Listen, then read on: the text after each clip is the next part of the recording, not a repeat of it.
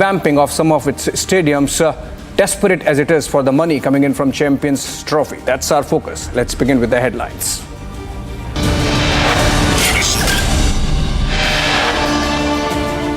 Mumbai police arrest Saif Ali Khan's attacker from a construction site in Thane. The main suspect has been identified as Mohammad Shariful Islam Shehzad. He has been sent to 5 days of police custody. यह आरोपी Bangladeshi origin का है ऐसा हमारा doubt है। इस case में appropriate sections की वाड़ की गई है और उस हिसाब से आगे का इन्वेस्टिगेशन किया जा रहा है। The man who stabbed Saif Ali Khan has been arrested by Mumbai police from Thane. Cops confirmed that the accused attacker was indeed of Bangladeshi origin. Top sources say accused conducted multiple recce's of Saif Ali Khan's house in Bandra, bringing more exclusive news breaks in a short while from now. A massive fire breaks out during Mahakumbh celebrations in Prayagraj. Republic reports from Ground Zero. Bharatiya Janata party चुनाव की अपनी हार की बौखलाहट से अब अरविंद केजरीवाल जी की जान लेने तक उतर आई। Claim versus counterclaim. Battle breaks out in Delhi. BJP says Kejriwal's convoy hit 2 youth party workers. AAP says BJP trying to kill Kejriwal ahead of polls. And after Rahul declares war on nation, and the nation state FIR filed in Assam for his statement.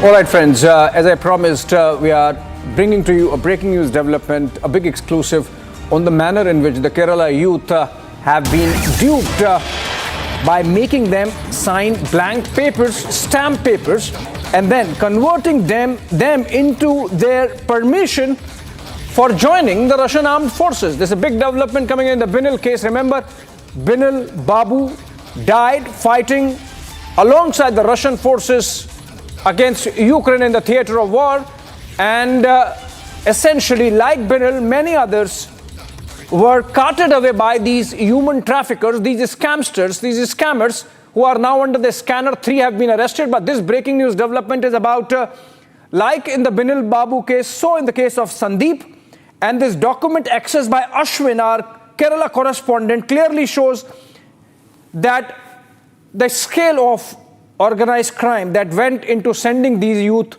to Russia. Ashwin is ready with us. Ashwin joins us live. Ashwin, this is damning if true. According to you, the families claim that these documents are forged and that these youth were duped into signing and saying that, okay, fine, for a Russian green card or a Russian visa, they are willing to join the Russian forces and fight with them. Is that true? Abhishek, it seems like what the family is worried about has now come to the fore. Essentially, what document that we are showing right now is of Sandeep Chandran, who had died in Russia in August. His body was brought to India in September. After this death, this particular document was sent by these dubious agents to the family. Now, this document which was signed in March, since March, there has been many communication between the families, the agents, with these agents as well. But only after this death, this particular document was released, and the family is certainly suspicious that this was created them out of free hand, get out of free hand. Bad video.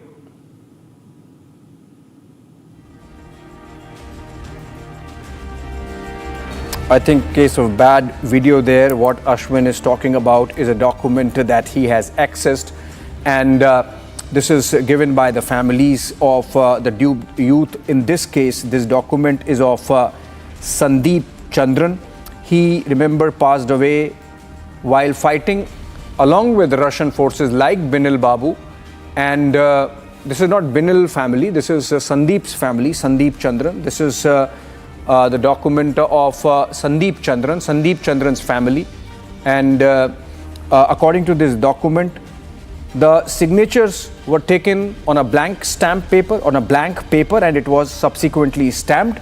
And this is, okay, Ashwin is back with us. So let's connect with Ashwin again. Ashwin, the story we are bringing for our viewers this Sunday is that these youth were duped essentially by these scammers. Kerala police now investigating. What is the latest you can share with us about the investigation in which 3 have been arrested? Absolutely. In fact, Republic did speak to all the people who had gone to Russia. Some of them had returned, some of the family members. And everybody has a same story to tell.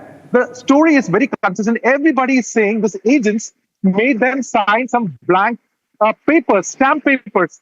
And when the death of Sandeep happened in August, just few days after this particular document was given to the family was in total shock, because for a pretty long time, the family has been communicating with these agents, but they never gave this document. Only after the death, this document was given to the family. So family is suspicious that this has been of Sandeep as well. And it remains consistent because whether it is all the 6 in 2nd and April 6th, 6 Keralites had gone. I have spoken to every single one of them, those who have returned and their family members. Consistent, which certainly adds more questions on the scale at which these human traffickers are operating, the kind of fortress they are building to prevent themselves.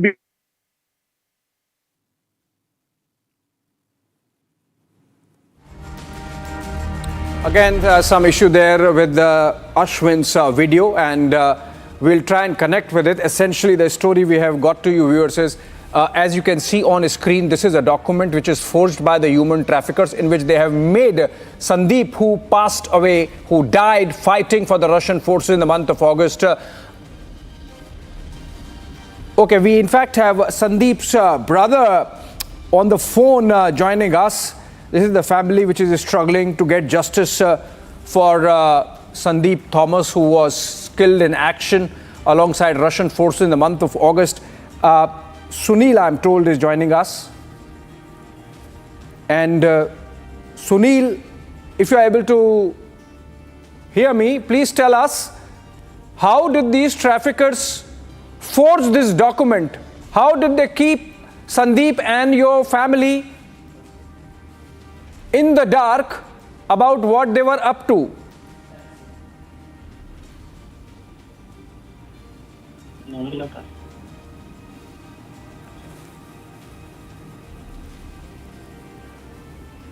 I think again some audio issue there. We move on from this and go to the details of the investigation that's going on. Remember, the Kerala police registered an FIR a couple of days back, based on which they have arrested 3 of these human traffickers, including the firm which had sent Binil, and before that Sandeep. Let's look at the details of the investigation so far. After the Ministry of External Affairs confirmed the death of a Malayali man, Binil Babu, on the front lines of Ukraine-Russia war. It was a very unfortunate death. We conveyed condolences to the family. Our embassy is in touch with Russian authorities so that his mortal remains could come back to India as soon as possible. Regarding the other gentleman who was injured, he is receiving treatment in a hospital in Moscow. Our embassy is in touch with him and also his in regard to his welfare and well-being with the Russian authorities, and hopefully he will also be returning India soon after his treatment is completed. 3 individuals have been arrested from Thrissur in an India-Russia human trafficking nexus. Sandeep Thomas, Sumesh Antony and CB, all natives of Thrissur, were arrested for allegedly recruiting youths to Russia with promises of high-paying jobs, but instead trafficked them into military service. The accused have been charged under the Immigration Act, human trafficking and cheating. The arrest followed a complaint filed by Binil's wife and Jan TK's father, Kurian.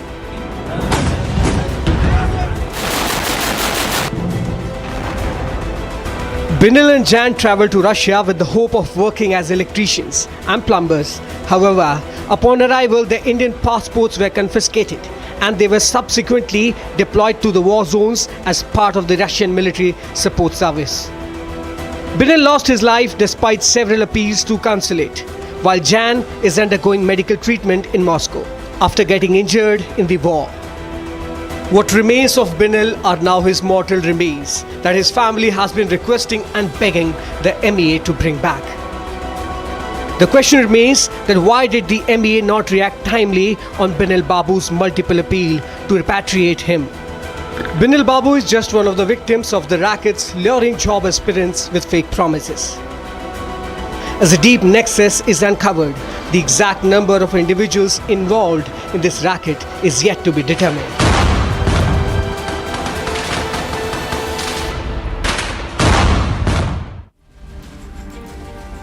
All right, moving on, we'll of course keep a close tab of development there in the investigation.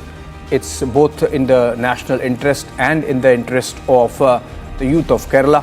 But moving on for now, and on to our neighbor to the west, Pakistan, which is so desperate to earn some money out of Champions Trophy that after having got the rights to host it next month, Pakistan, while struggling to spruce up its stadium, broke its own rules, the Pakistan Cricket Board, so that the stadiums could be ready in time for the tournament. Now it seems that even the Ministry of Law of Pakistan, Ministry of Law and Justice, has gotten into it after an inquiry was raised. The Pakistan Cricket Board approved some funds for sprucing up of revamping of the stadium, breaking its own rules. That's the story. And essentially underscoring the desperation with which the Pakistan Cricket Board is approaching this whole issue of hosting Champions Trophy, which it believes is going to bring it some money. Let's have a reporter coming us live. Okay, we are trying to connect with a reporter there on the ground in Islamabad. This is a report attributed to Dawn News, according to which the Pakistan Cricket Board is now facing scrutiny from its Ministry of Law and Justice because it is in breach of approving expenses to the tune of 12 billion rupees, 6 billion Indian rupees, which is about 60 crore rupees. And this is this they did in breach of its own guidelines in terms of how to approve this money. And now it seems an inquiry has been launched. So Pakistan clearly struggling with its Champions Trophy hosting, and now there seems to be some legal tangle also. This is purely internal to them and nothing to do with the ICC. And it is clear that the struggles continue for Pakistan. Earlier we had pictures coming in of despite this breach of rules, the Pakistani Cricket Board was struggling to meet the deadlines. And now we have a reporter from the ground in Islamabad, Rana Mali. Rana Mali is joining us live from Islamabad. Rana, we are getting these reports attributed to Dawn News, which suggest that there is some inquiry. Can you tell us what is this inquiry about PCB breaking its own rules to allow expenses on revamp of stadiums in Pakistan? Actually, the Pakistani Dawn News has broken this story. According to this news, the Pakistan Cricket Board has violated its own rule. These rules stated that before approving their budgets or money for the renovation of their stadium, they have to get approved from their body, but they have not approved from their governing body that they have to approve. They have approved directly 12 billion rupees that they have renovated their works.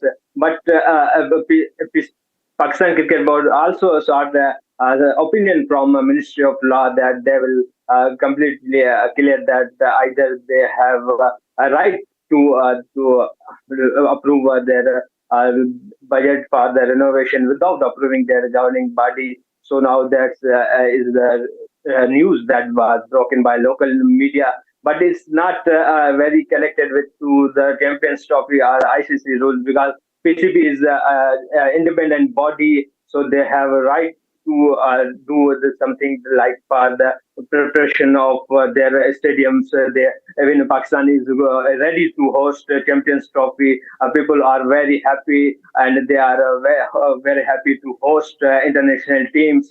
Even Pakistani people wanted to see Indian players too on their stadiums, but Indian team not coming in. They have adopted a hybrid model instead of adopting this hybrid model. Indian team should come Pakistan. That even when India hosted international events, Pakistan team always came and got good. Okay, Rana. One more question, Rana. That's 12 billion rupees is about 1,200 crores Pakistani rupees, which is about 600 crore Indian rupees. This is a lot of money. You think this inquiry is going to lead to some investigation also? Like, is there a possibility that PCB officials might face music legally?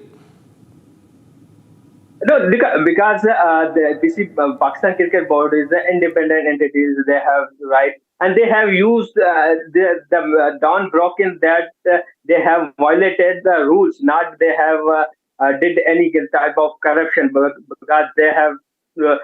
Before approving these budget, they have to approve from a mega committee, that the committee will approve that budget, but directly the Pakistan Cricket Board approved this budget. So I don't think that they have faced any kind of these investigation or probe, because PCB has invested all money on these stadiums. We can see that in the renovation work of all stadiums, those hosting a Champions Trophy has been completed and in final touch. So we can see that all budget have been invested on these stadiums, and it is very clear that they have used. But this matter of approving from one-sided, not from their governing body. So the question is that either they did according to their own constitution of PCB,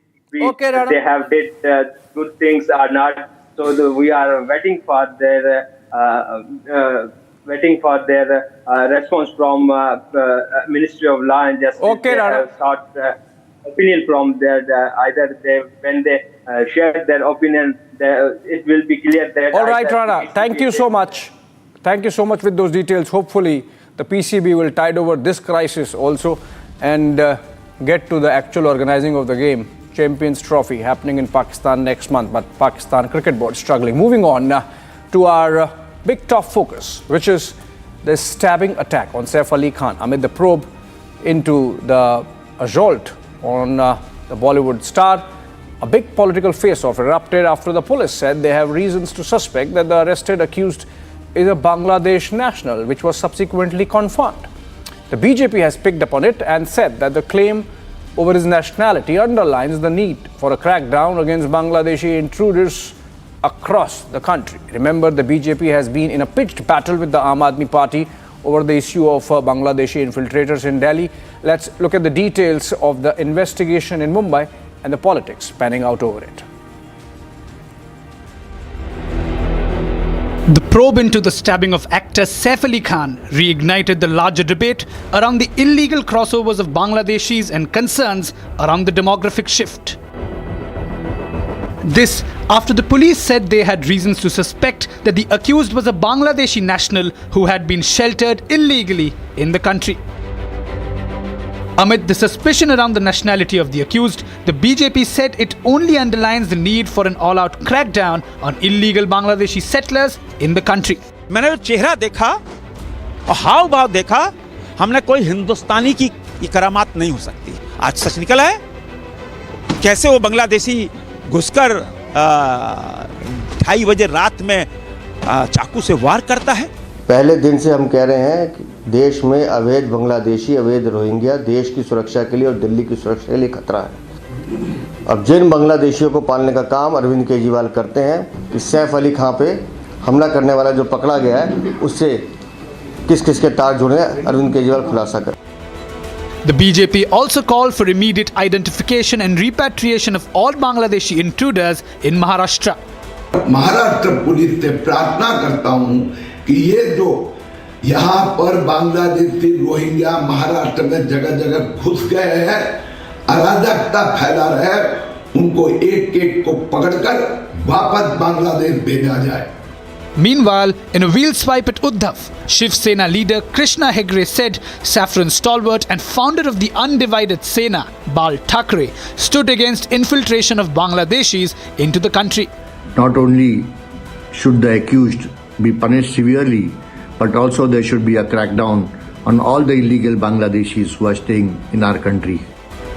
The arrested stabbing accused, who was identified as Mohammad Shariful Islam Shehzad, was remanded to police custody for 5 days.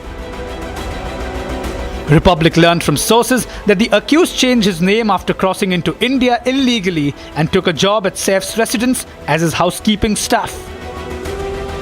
Significantly, the court made a telling observation after the accused was produced, stating that robbery was not the only motive for the crime.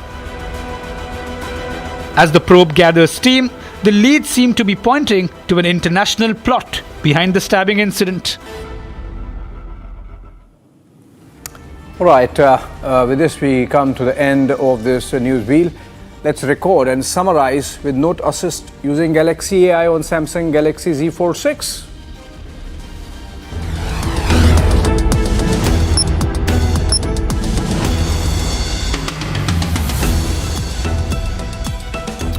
Right, Delhi Chief Minister Atishi accused the BJP of trying to kill Aam Aadmi Party Chief Arvind Kejriwal.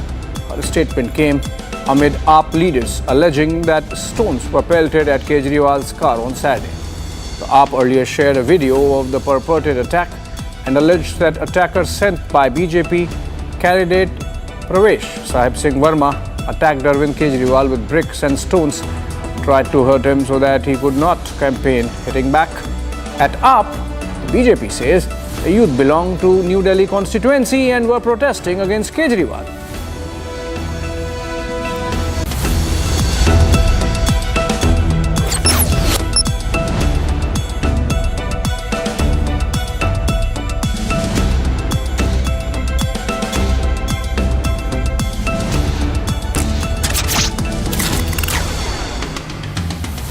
Right, there you have it, the precise reading of the news in a simpler format using Galaxy AI on Samsung Galaxy Z Fold 6. We'll be back in a while with headlines on the other side of shot.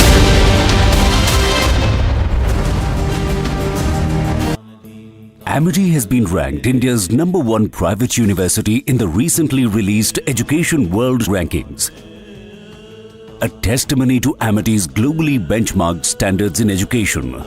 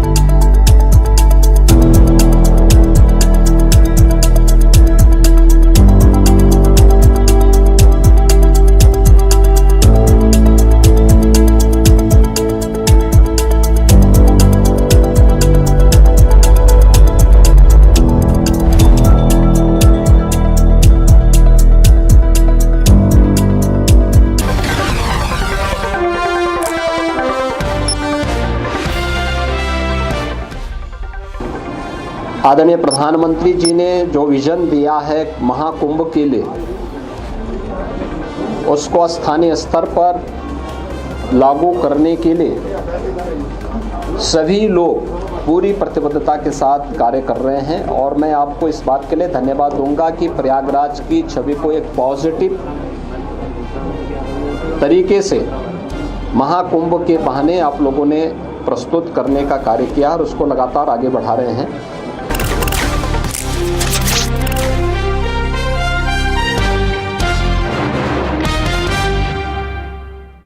उस दिन sunset देखने छज्जे पे चढ़ा, टूट गया। हाँ, तो किसने बोला घर की दीवार पे रॉक क्लाइंबिंग करने को? सफीना बदतमीजी। समझ गया। मेरे पास आप दोनों की प्रॉब्लम की मेडिसिन है।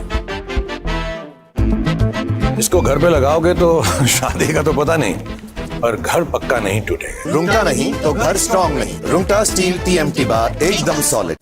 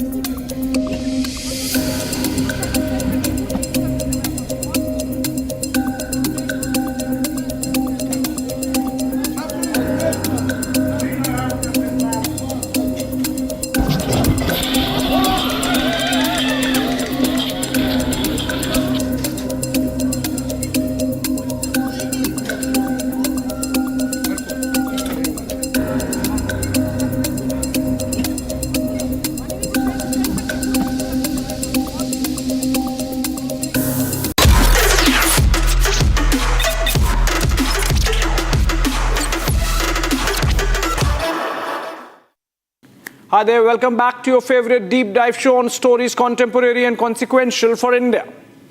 This week, like I always do, pick two. One national, one international. Both about inaugurations. Donald Trump would take oath as 47th President of the United States of America on Monday. It is already causing foreign policy heebie-jeebies around the globe. Even before he takes charge, a trade war has spanned out with every major trading nation building their moats and keeping powder dry for the anticipated Trump salvos. We take a look at the contours of the Trump presidency 2.0.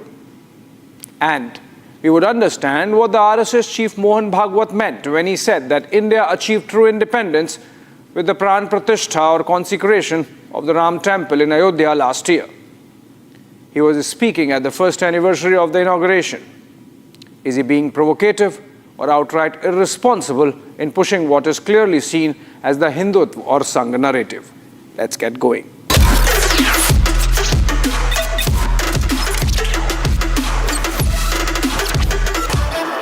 If those hostages aren't back, I don't want to hurt your negotiation.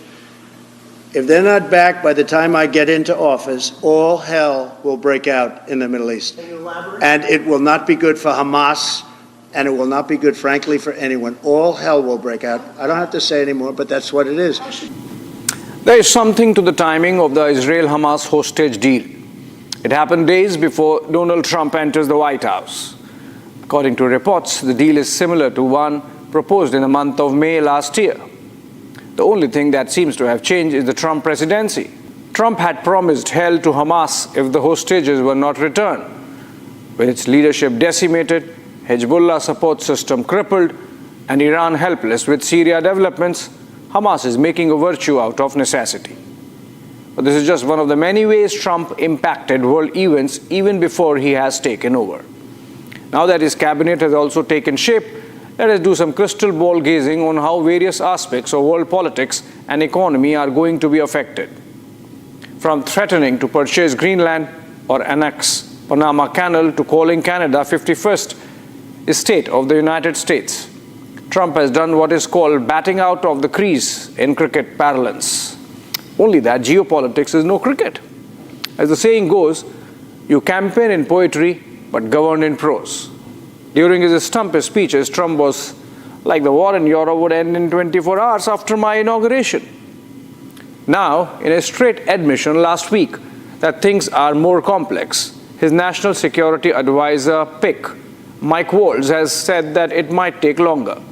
The new deadline is 100 days. Waltz also said two things that should worry President Zelensky of Ukraine. One, that Ukraine should reduce the age of conscription from present 25 to 18 years, thus increasing supply of soldiers. And two, that it is not realistically possible that Russia would be evicted from every inch of the Ukrainian soil. With earlier suggestions from the Trump team that Europe should be willing to pick the tab and on expenses of the Ukrainian war, the message is clear. Ukraine needs to do more or expect less from America for its war.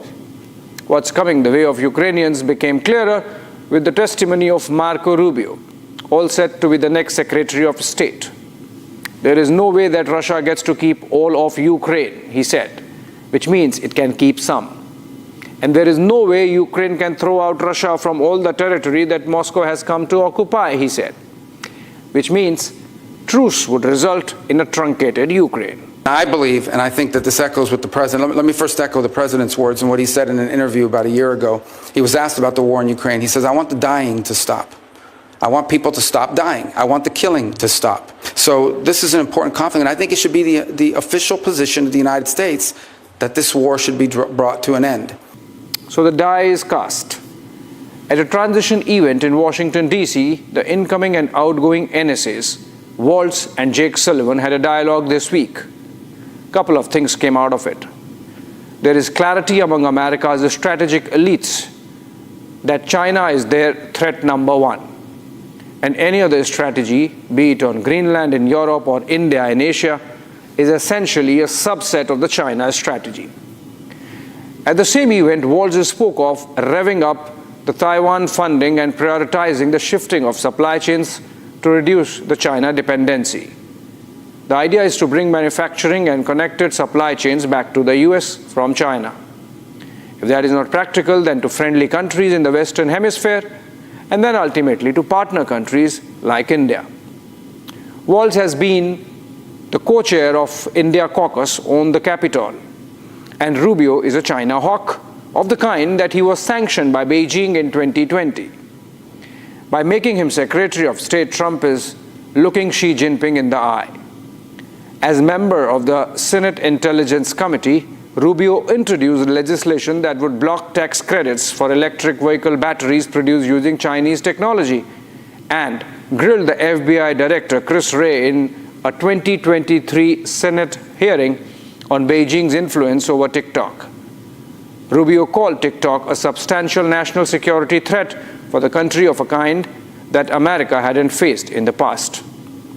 In his confirmation hearing this week, Rubio continued to call China the biggest threat and that the country had lied, cheated, hacked, and stolen its way to become a superpower at America's expense. You know where the wind is blowing on China, Taiwan, Ukraine, and the wars in general with the new Trump presidency. Canada has unveiled a range of measures to strengthen border security, including increasing personnel and enhancing technology. On Wednesday, the government announced the deployment of Black Hawk helicopters and additional drones to enhance surveillance along the shared border. This is in response to Trump's threat of slapping tariffs.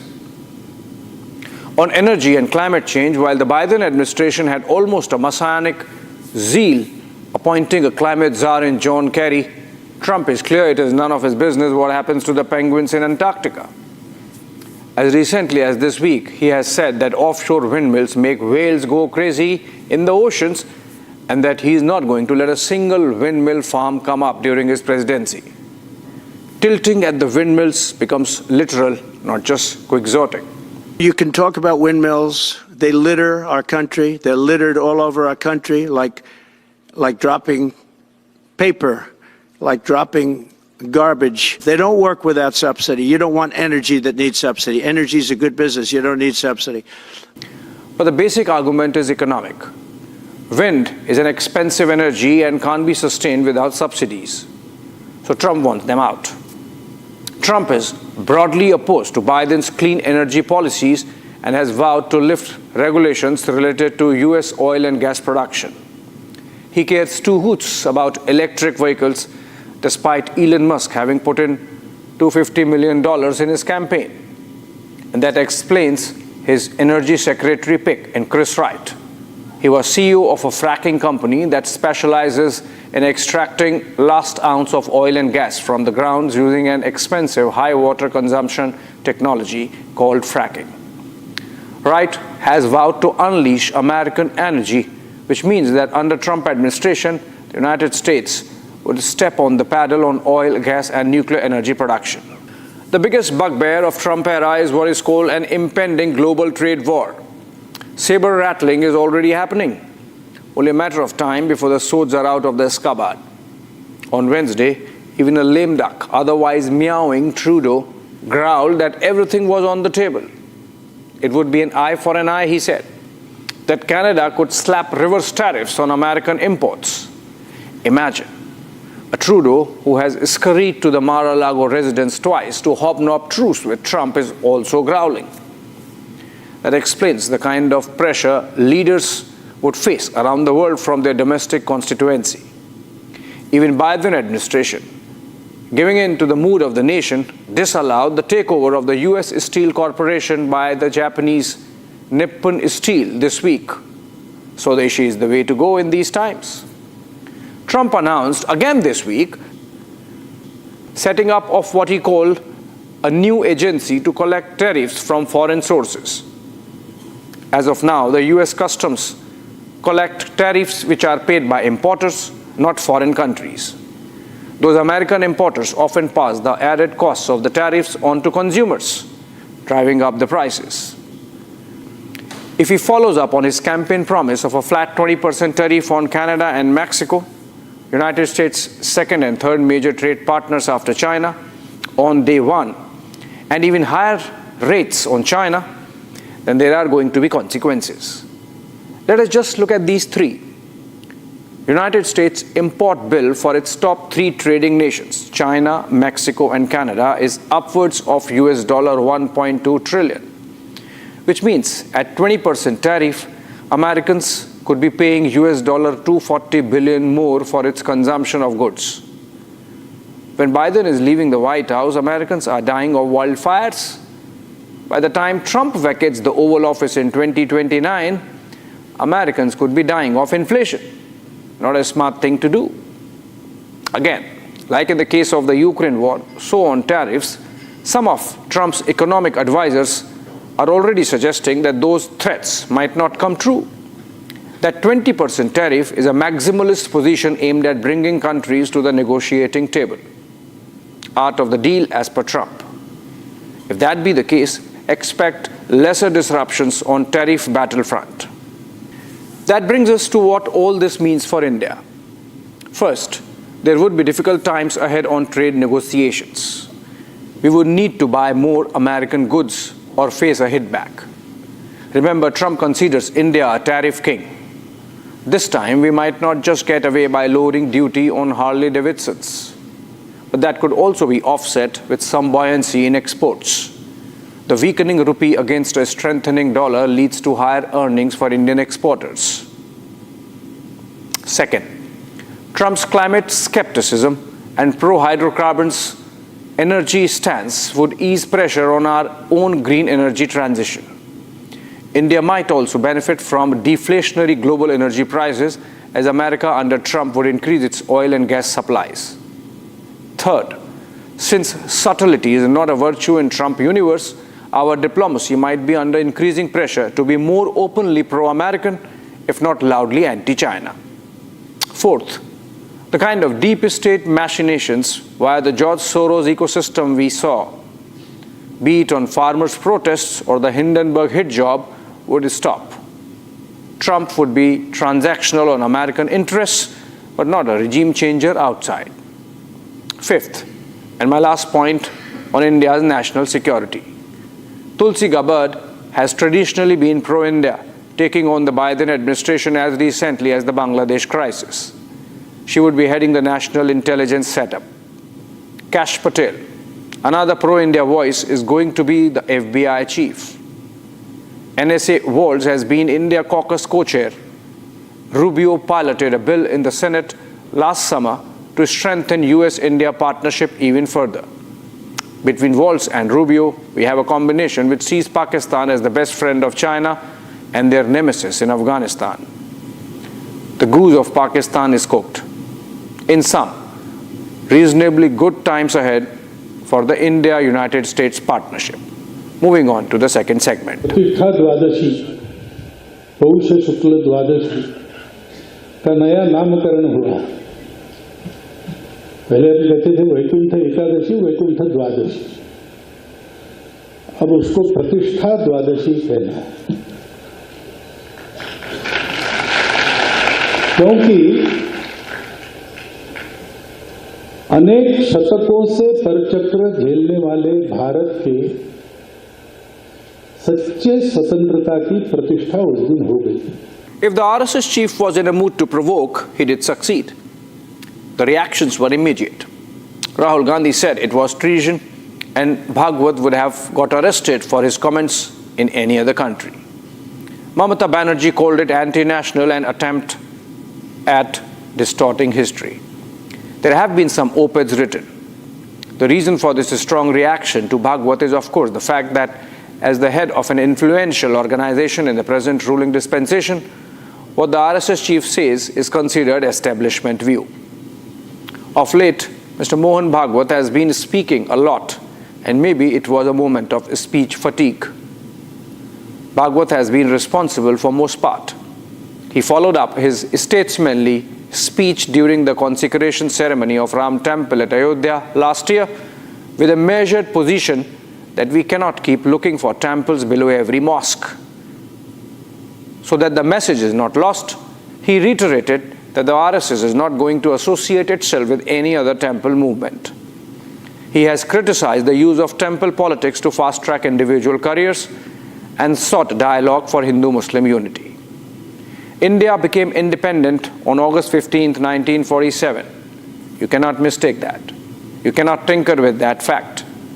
Sometimes it is just dismissed as a mere transfer of power, which it was. But it was much more than that also. The Independence of India Act made us a sovereign nation. We became masters of our destiny, howsoever imperfect. No foreign power controlled our lawmaking, our decisions post the midnight of August 15, 1947. More significantly, the independence brought about India, that is Bharat, as a geographically whole political entity. The India of August 15, 1947 came closest to the civilizational idea of Bharat that has existed since time immemorial. Maybe not for the first time. It has happened off and on through empires, ancient, medieval, and modern. From Ashoka to Akbar, from the Guptas to the Marathas, and ultimately the British. Bhagwat was obviously pushing the civilizational idea of India, that is Bharat, by claiming that we became truly independent on the day of the Pran Pratishtha of Ram Temple in Ayodhya. Many thinkers of the past and present have believed that the subjugation of India by the British was only part of a continuum that lasted for a millennium, beginning the invasion of Muhammad bin Qasim in Sindh sometime in 712 Common Era. That India faced an onslaught on its existing civilization under waves of invasions. That those invasions brutalized the resident civilization no ends, but ultimately failed to completely obliterate it. That the remains of Hampi in the south and the in-your-face temple architecture of the Gyanvapi Mosque in Varanasi are a daily reminder of that brutalization. That the Ram Temple constitutes part redemption for that civilization. But we are in 2025. While the Ram Temple might be a moment of religious reinvention for the followers of the Hindu faith, fact remains that a great mass of citizenry, the non-Hindus, do not connect with it. That in the minds of this considerable section of society, the contest might not have ended despite the Supreme Court verdict. In an op-ed in the Indian Express, for example, Faizan Mustafa wrote that we need to eschew newly invented excessive religiosity that we have seen in recent times and adopt modernity. Let our religions build bridges of solidarity. Mustafa also underscored that the Supreme Court judgment on Ayodhya never proved that a temple was destroyed to build a mosque. It is this denialism of the Muslim elite that no temples were destroyed, that there is no evidence. What of the Buddhist temples that were destroyed by the Hindus? All these arguments are used by the educated Muslim elites in support of their denialism. Ask a simple question. Why is it that you do not see big temples in North India like you do in the South? Why is there no equivalent of a Meenakshi or a Madurai temple in the North? It cannot be that the temple building traditions that existed south of Vindhyas had not traveled up north or vice versa. The Muslim chroniclers of medieval times narrate in some detail the temple destruction activity, which was seen as part of conquest. Maybe it was legit for those times, but it happened. And not just in India, that is Bharat, happened around the world. Let me briefly tell you the story of the Cathedral of Cordoba in Spain. It used to be a millennium-old mosque going back to the 10th century Umayyad Caliphate, of which Cordoba was the capital. Yes, Islam had traveled that far by the 3rd century of its coming into being. The mosque, like it happened in the Islamic conquest through the rest of the world, was built over an existing church. There was peace till the time that the empire lasted, but the contest never ended. In 1236 CE, the forces of Ferdinand III reclaimed the cathedral and Christian prayers were restored, retaining the grand architecture of the mosque. In modern times, it came to be identified as Mosque Cathedral of Cordoba and became a huge tourist attraction in Europe as a symbol of shared Islamo-Christian past. But since early 2000s, there's a movement led by the church to disconnect with the Islamic bit of the history. The word mosque has been dropped from the title and print and online publications about the site. It is now officially called the Cathedral of Cordoba. The official tourist brochure from the 1980s used to extol the structure as the foremost monument of the Islamic West and called it the epitome of the Hispano-Muslim style at its greatest splendor. Since the year 2006, however, the church debuted a new brochure which only states that the building was consecrated as the mother church of the diocese in the year 1236. The new brochure aims to convince the visitor that the building was Christian before it was Muslim, and that the 5 centuries of Muslim rule were just a parenthesis in Cordoba's long-standing history as a Christian city. Even archaeology is being used as a tool for the narrative, with the church having funded excavations to document the existence of a Gothic church under the oldest part of the mosque. Sounds familiar? And it's not even as holy as Kashi, Mathura, or Ayodhya. Let us come from the western tip of Europe to its eastern periphery. We have the more famous example of Hagia Sophia, or Hagia Sophia as it is called, in Istanbul, Turkey, where just a few years ago, Erdogan changed the Christian character of the Church of Constantinople into a mosque by a simple executive order. Compare this with the kind of civilizational dialogue within the frames of a modernist, democratic and political constitution that India is having about its past. Bhagwat's comment on true independence should be seen in that light. And if that be the case, can the Muslim elites join in by denouncing the medieval historical wrong unequivocally? Can the Muslims come out of that denialism with little more honesty? There's a modernist argument that why should be this generation held accountable for the wrongs of the past? I'm afraid if that attitude continues, then there is no dialogue. We need to find a way out. Thanks for watching.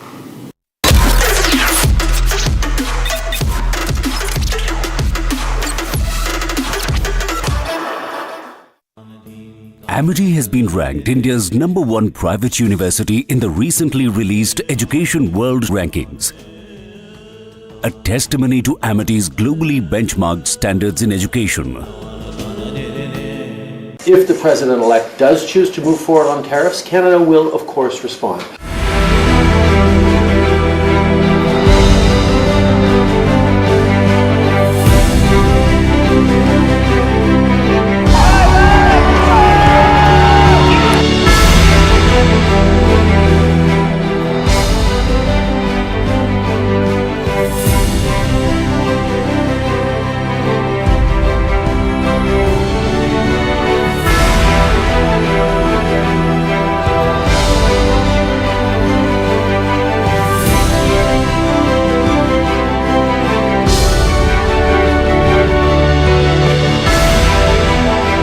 with the incoming American administration floating the possibility of tariffs on Canada, our highly integrated North American auto industry is under threat.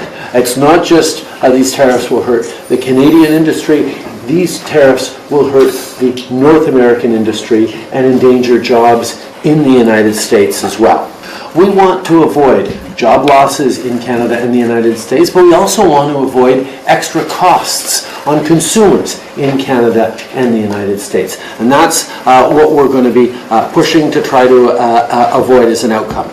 The Canada-US trading relationship is the envy of the world, and we believe that the best path forward is for Canadians and Americans to continue to work together to strengthen it. If the President-elect does choose to move forward on tariffs, Canada will, of course, respond. And I want to hear from all of you about some of the concerns and some of the issues that you have in terms of thoughts and perspectives on how we can demonstrate that instead of picking fights with each other, we should be working together to even better compete with challenges to supply chains around the world, to rising players in the industry that are making different decisions, and really make sure that North America remains one of the most important places, competitive and successful places for advanced manufacturing in the world.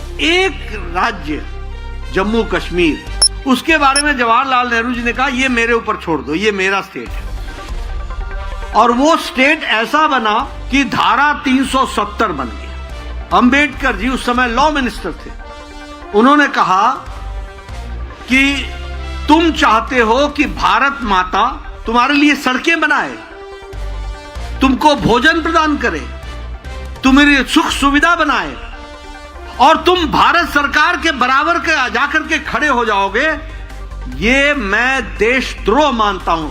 This will be treacherous.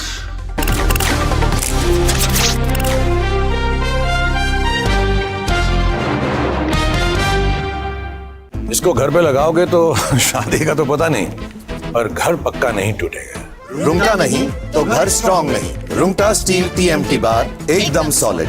पहाड़ों में एक hiking ship भी बन सकती है।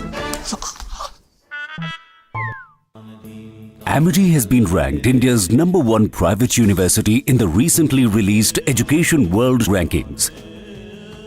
A testimony to Amity's globally benchmarked standards in education. We have a commitment for our brothers. We have a commitment for our sisters.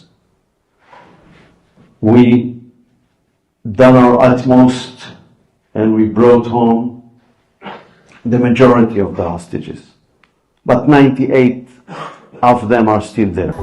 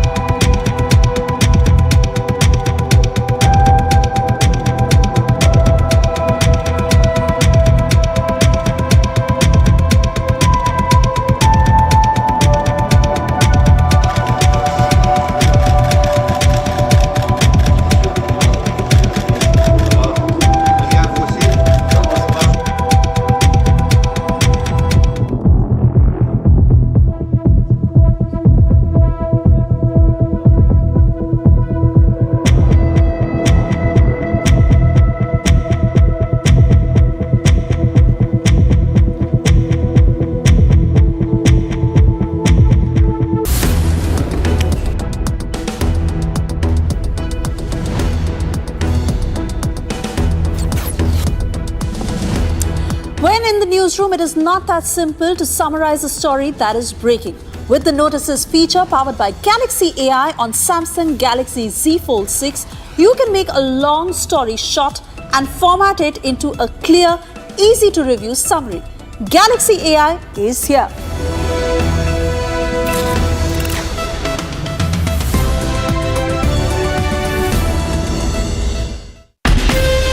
From Asia's largest news headquarters,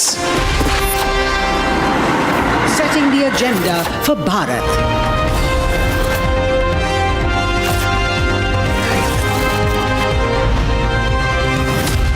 You're watching Republic.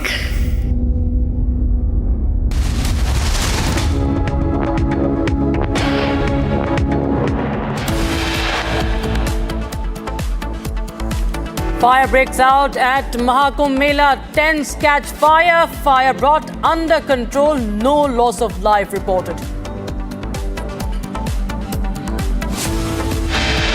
Chief Minister Yogi Adityanath reaches the fire site in Mahakumbh, takes stock of the situation. Prime Minister Modi dials Chief Minister Yogi, inquires about the fire incident. The accused in Saif Ali Khan stabbing case sent to 5-day police custody. Court suggests an international conspiracy.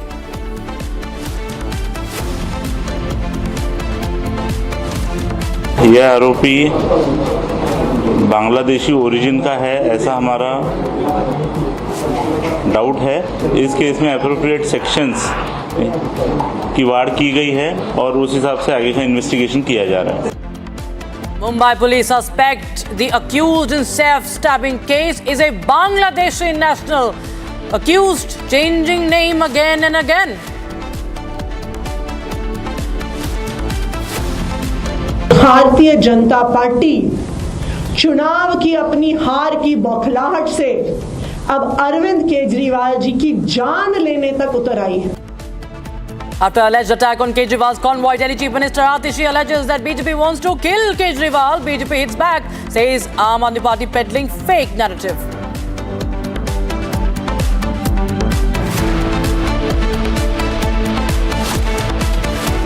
Start with breaking news coming in, viewers. Hello and a very warm welcome. You're watching Republic TV and I'm Rakshita Mishra with you. News coming in from Jammu and Kashmir. Right at the top of this hour, massive cordon and search operation has been launched in Sopore of North Kashmir, and joint forces have launched this cordon and search operation after leads on the movement of terrorists in the belt. Reports suggest that 2 terrorists have been trapped in the gunfire. That's what we know so far. 2 terrorists suspected to be trapped, and this is a cordon and search operation that is right now underway as we speak in North Kashmir's Sopore. So infiltration continues, infiltration attempts continue, but the forces along with the police join hands to thwart the attempts of the terrorists. That is the breaking news we have right now coming in from the valley. This is a cordon and search operation that has been launched in Sopore of North Kashmir. Joint forces launching the operation after they got leads about the movement of terrorists in the area.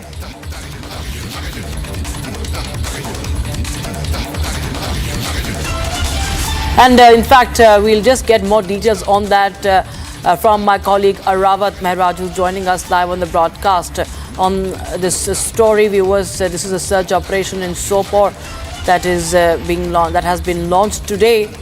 And there are 2 terrorists suspected to be trapped. Arawat, tell us more details, please. Yeah, Rakshita, it was a joint operation by the Joint Security Forces received the intelligence-based input that there is presence of some terrorists in the Sopore area. After that, we have seen that a cordon and search operation was launched by Indian Army's 22 Rashtra Rifles and Special Operation Group of the Jammu and Kashmir Police, which right now leads to a heavy exchange of fire is on as of now. And we are also moving towards the spot where the encounter is on as of now. And we have seen these kind of operations are on in the various locations in the parts of the Kashmir Valley, particularly if we'll talk about the line of control areas to other cities and towns of the Kashmir Valley, where we have seen these kind of operations are on. And we have heard from the sources that 2 to 3 terrorists are believed to be trapped in a hideout in the Zolura area of Sopore, where the heavy exchange of fire is on. Also, the entry and exit points have been completely sealed by the Joint Security Forces, and we have also heard that the believed terrorists are likely from the Lashkar-e-Taiba. Yes. All right. Thanks so much, Arawat, for joining us with those detailed viewers. So terrorists suspected to be from Lashkar-e-Taiba have been trapped. Now getting in more breaking news from the world of sports, and it's good news for the Indian fans. Indian women's team have lifted the first ever Kho Kho World Cup, defeating Nepal in a showdown clash, the finals at the Indira Gandhi Indoor Stadium in the national capital. And Indian women's team led by Priyanka Ingle handed a drubbing to the Nepalese team with a 78-40 win in the finals. Hosts were too hot to handle for the Nepalese team as they dominated the proceedings in both the chase and the defense. So remember, viewers, India hosting the inaugural edition. My colleague Jishu joins us from the sports desk. Well, Jishu, of course, all reasons for Indian fans to cheer today after, of course, we've talked so much about cricket, but India hosting the inaugural Kho Kho edition and also winning it, at least the women's team. Well, of course, Rakshita, it's an occasion to rejoice. The Indian women's team, beat Nepal in the finals of the inaugural Kho Kho World Cup. But what's been more interesting about this victory is the fact that the Indian team went unbeaten in their group stage games and in the knockout games. They defeated Nepal 78-40 in the final encounter. Of course, Nepal is a very, familiar foe for India, but they were equally good. Nepal were also dominant in the semi-final. So it was a clash. It was a huge clash, and it produced some high-octane action. Nepal, let me inform our viewers that Nepal started with an advantage. They won the toss and let India attack. But India, took out their three defenders in the first 50 seconds and they just did not look back. And of course, it's a great day for Indian sports. India doing well in the Kho Kho World Cup, especially the women's division. It will go on and promote the game in a very, very good way. Back to you. Right, Jishu, thank you so much for joining us. With those details coming in from the world of sports viewers, now we shift our focus to the other top story of the day that we're tracking, the Saif Ali Khan attack case. It's a big breakthrough. Accused in the stabbing case has been sent to 5-day police custody. He has been arrested, sent to police custody. Now, court suggests very interestingly that an international conspiracy in the case cannot be ruled out. Now, earlier, Mumbai police had arrested the prime suspect in the stabbing case from Thane, and he has been identified as Muhammad Shahzad, and he entered the house with the intention of a robbery, as per the police. And now the police say they have cracked the high-profile case. However, what's even more concerning is that police say that this man is likely to be of Bangladeshi origin. Take a listen to what the DCP had to say. So there is a primary evidence to anticipate that this accused is Bangladeshi. He doesn't have a Indian valid document. And there are some seizures which indicate that he is a Bangladeshi national. We have more breaking news coming in on this now. Mumbai police suspects that the accused in the Saif Ali Khan case has visited Saif Ali Khan's house earlier.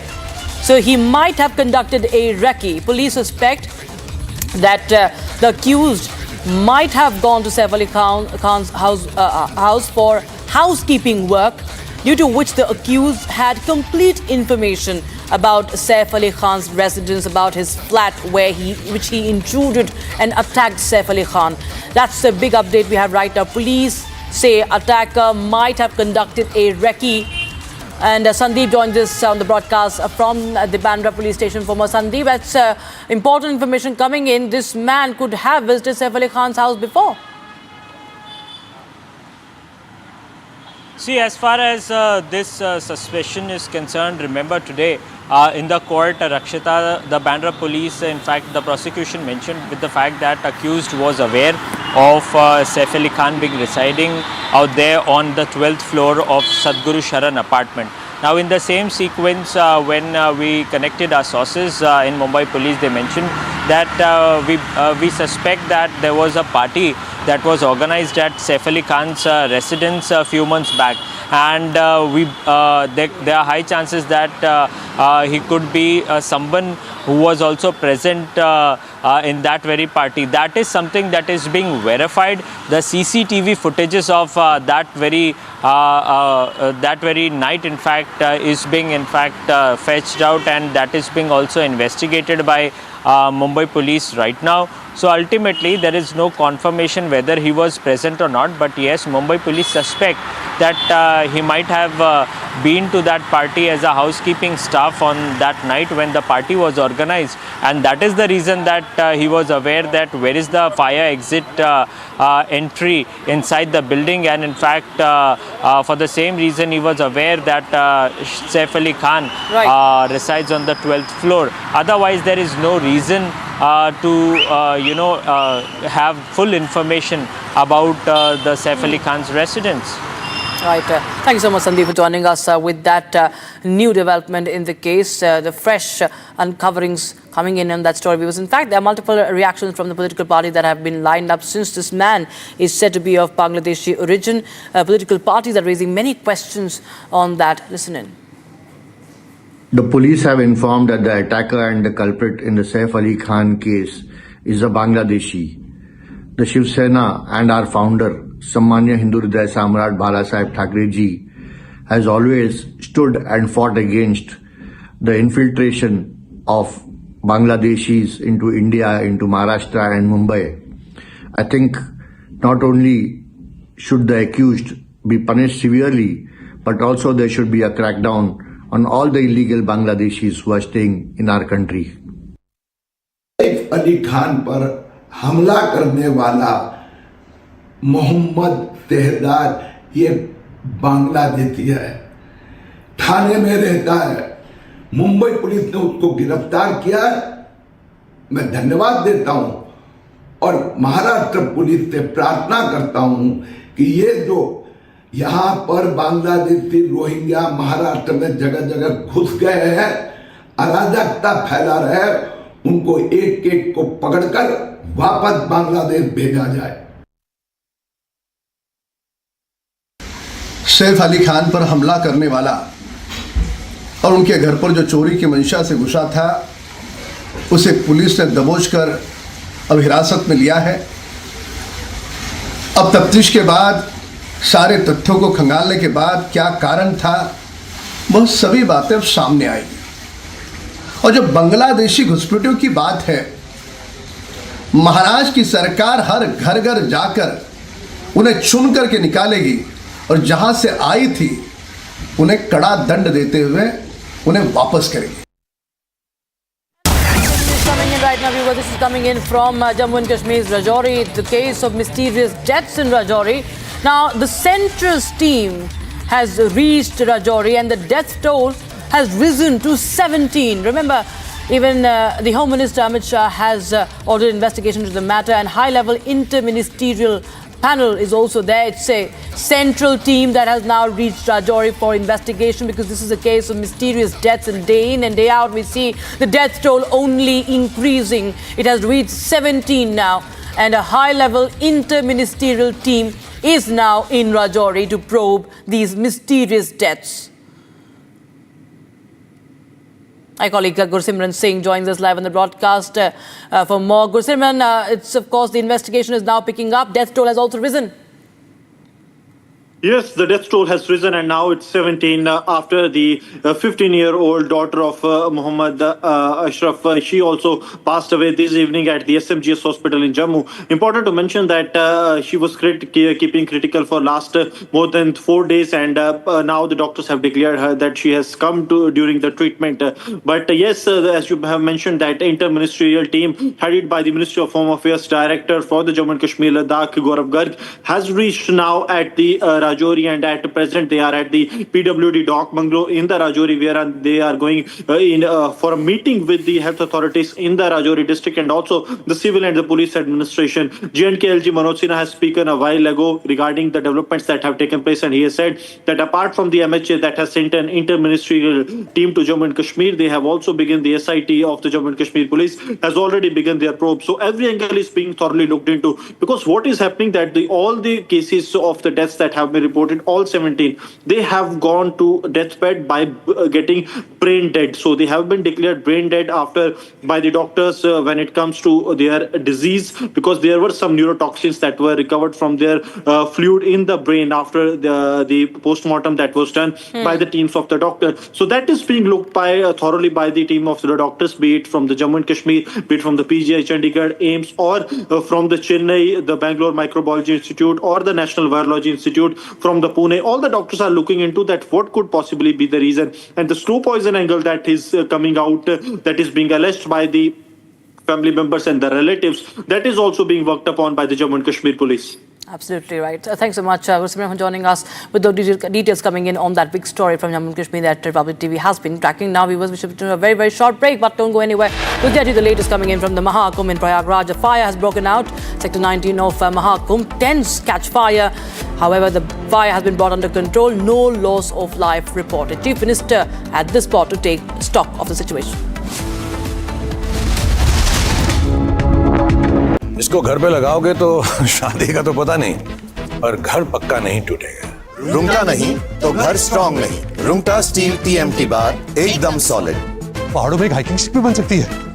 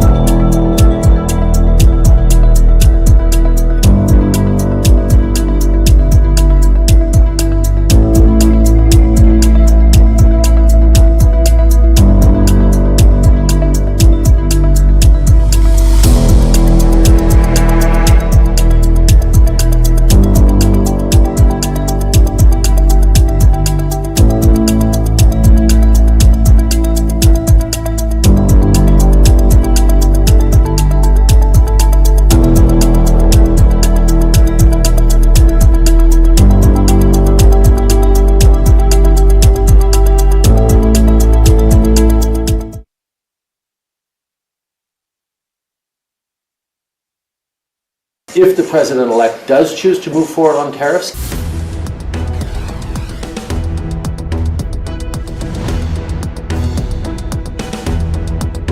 And there you go, a new way to search is here. Now you can quickly get an answer without leaving your feed. Circle to search with Google using your Samsung Galaxy S24 Ultra.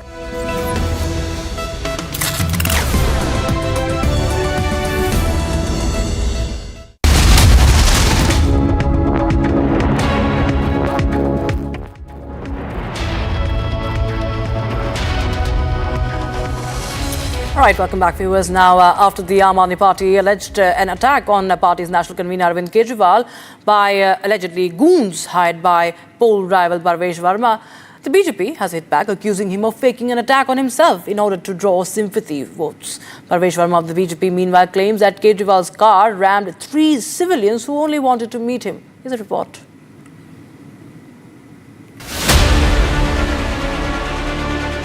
The Aam Aadmi Party and the BJP came out throwing punches at each other a day after the alleged attack on Arvind Kejriwal.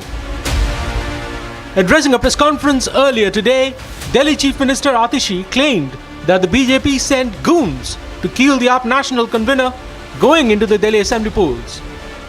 हमला हुआ, Bharatiya Janata party के गुंडों द्वारा हमला हुआ। सबने video देखा और इतने बड़े पत्थर से उनकी गाड़ी को मारा गया कि अगर वो किसी को लग जाता तो वो जानलेवा हो सकता। Not stopping at this, Atishi, who is seeking a fresh term from the prestigious Kalkaji Assembly segment, said the goons who attacked Kejriwal's car were no ordinary BJP supporters but wanted in murder cases. ये Bharatiya Janata party के सधे हुए गुंडे, सधे हुए criminals हैं और अगर ऐसे लोगों को अरविंद केजरीवाल जी पे हमला करने के लिए भेजा गया जिन पर डकैती और मर्डर और कल्पेबल होमिसाइड के चार्जेस हैं, तो ये बिल्कुल साफ है कि भारतीय जनता पार्टी चुनाव की अपनी हार की बौखलाहट से अब अरविंद केजरीवाल जी की जान लेने तक उतर आई है। Dismissing the AAP charge, veteran BJP leader R.P. Singh accused Kejriwal of faking an attack on himself in a desperate ploy to evoke sympathy from voters. उस वीडियो में ये भी दिखता है कि ड्राइवर ने पहले ब्रेक लगाई, फिर किसी ने कहा उसको कि आप गाड़ी चलाओ। उस गाड़ी में अरविंद केजरीवाल बैठे थे और 2 लोगों पर, 2 भाजपा के कार्यकर्ताओं पर गाड़ी चढ़ गई। अभी दिखता है कि सत्ता दिमाग में चढ़ गई है और उसके चलते हुए अब दिल्ली के युवकों को भी रोंदा जा रहा है। अपेक्षा करते हैं पुलिस पूरी जांच करेगी। मुझे जानकारी मिली कि उनको हॉस्पिटल में दाखिल किया गया है।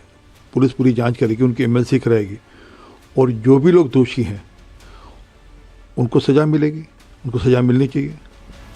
Meanwhile, countering the AAP charge, Parvesh Verma, Kejriwal's BJP rival from the New Delhi seat, claimed that his car rammed 3 jobless youth who wanted to meet him. CM की गाड़ी, जो यहाँ के आरोपी हैं पूर्व मुख्यमंत्री, उनकी खुद की गाड़ी ने तीनों को टक्कर मारी, जिस गाड़ी में अरविंद केजरीवाल खुद बैठा था। और तीनों लड़कों ने एक ही स्टेटमेंट दी है कि जब वो ड्राइवर ने देखा कि हम उनकी गाड़ी के आगे हैं तो ड्राइवर ने ब्रेक मार दिया था, मगर उसके बाद अरविंद केजरीवाल ने इशारा किया कि गाड़ी चढ़ा दो। उसके इशारा करने के बाद में ड्राइवर ने गाड़ी को आगे चढ़ाया और तीनों को पैर में चोट लगी। Citing a statement by one of the injured youth in hospital, Verma said the youth merely wanted to speak to Kejriwal, but he motioned his driver to drive on. He said Kejriwal's driver slammed the brake after the youth approached his vehicle, but the former chief minister asked his driver to keep moving. पहले driver ने break मारा था, लेकिन जब हम तीनों खड़े थे ना, फिर ड्राइवर वहाँ से इशारा दिया गया। जब ड्राइवर ने हमारे ऊपर दोबारा रेस देके गाड़ी चलाई हमारा, तब जाके रोहित भाई हम नहीं सर, हमने कुछ भी नहीं करा। मैं गया था वहाँ पर, रोहित भाई थे, हम अपना आंचल लेने गए थे, मेरे को नौकरी की बात करनी थी, तो इतने में उन्होंने बातचीत कुछ नहीं करी, हमने गाड़ी रोकी थी, इतने में उसको ड्राइवर ने गाड़ी चुका दी। Meanwhile, one of the injured youth claimed they were hit deliberately. Even as the battle for Delhi gets ugly and charges fly thick and fast from the two warring camps, the big question is, will the AAP's latest attack claim on Kejriwal wash with voters? Right, that's not the first time, of course, that an attack on Arvind Kejriwal has been alleged, that such a conspiracy has been alleged by his own party. But, of course, that is just this newest round of high political drama that we're witnessing right ahead of the assembly elections, viewers. Well, that's all we could pack in this edition. But we'll slip into a very, very short break. Don't go anywhere, as we will be getting you the latest development on the Saif Ali Khan stabbing case, as the police have arrested an accused and who has been sent to 5-day police custody. More details on that. Stay tuned.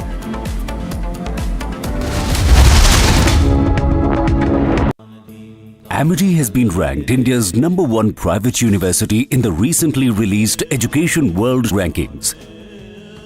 A testimony to Amity's globally benchmarked standards in education.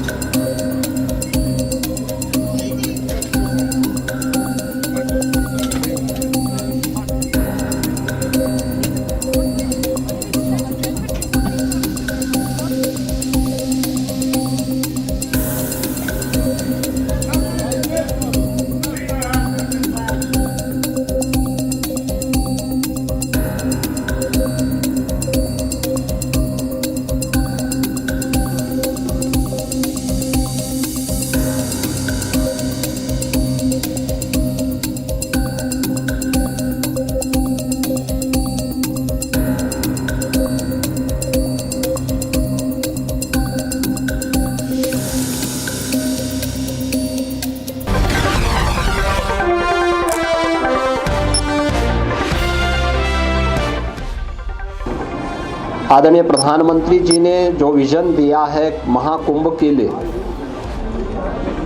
उसको स्थानीय स्तर पर लागू करने के लिए सभी लोग पूरी प्रतिबद्धता के साथ कार्य कर रहे हैं। और मैं आपको इस बात के लिए धन्यवाद दूंगा कि प्रयागराज की छवि को एक पॉजिटिव तरीके से महाकुंभ के बहाने आप लोगों ने प्रस्तुत करने का कार्य किया और उसको लगातार आगे बढ़ा रहे हैं।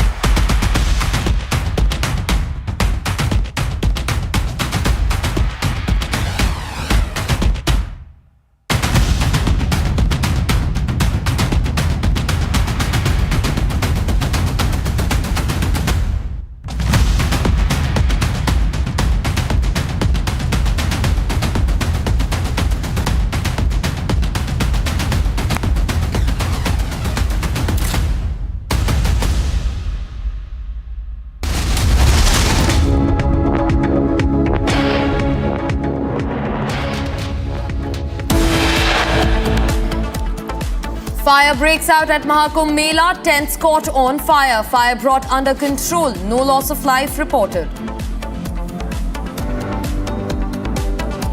Chief Minister Yogi Adityanath reaches a fire site, takes stocks of situation. Prime Minister Modi also dials Yogi, inquires about the fire incident.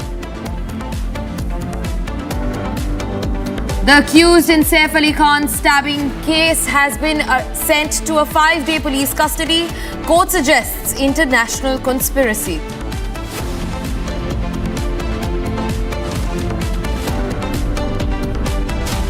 यह आरोपी बांग्लादेशी ओरिजिन का है ऐसा हमारा डाउट है।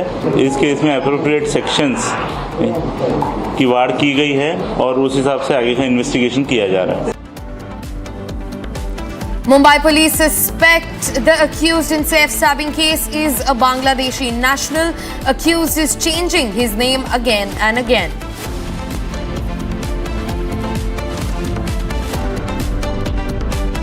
भारतीय जनता पार्टी चुनाव की अपनी हार की बौखलाहट से अब अरविंद केजरीवाल जी की जान लेने तक उतर आई है। After alleged attack on Kejriwal's convoy, Delhi Chief Minister Atishi alleged that BJP wants to kill Kejriwal. BJP hits back, says AAP peddling fake narrative.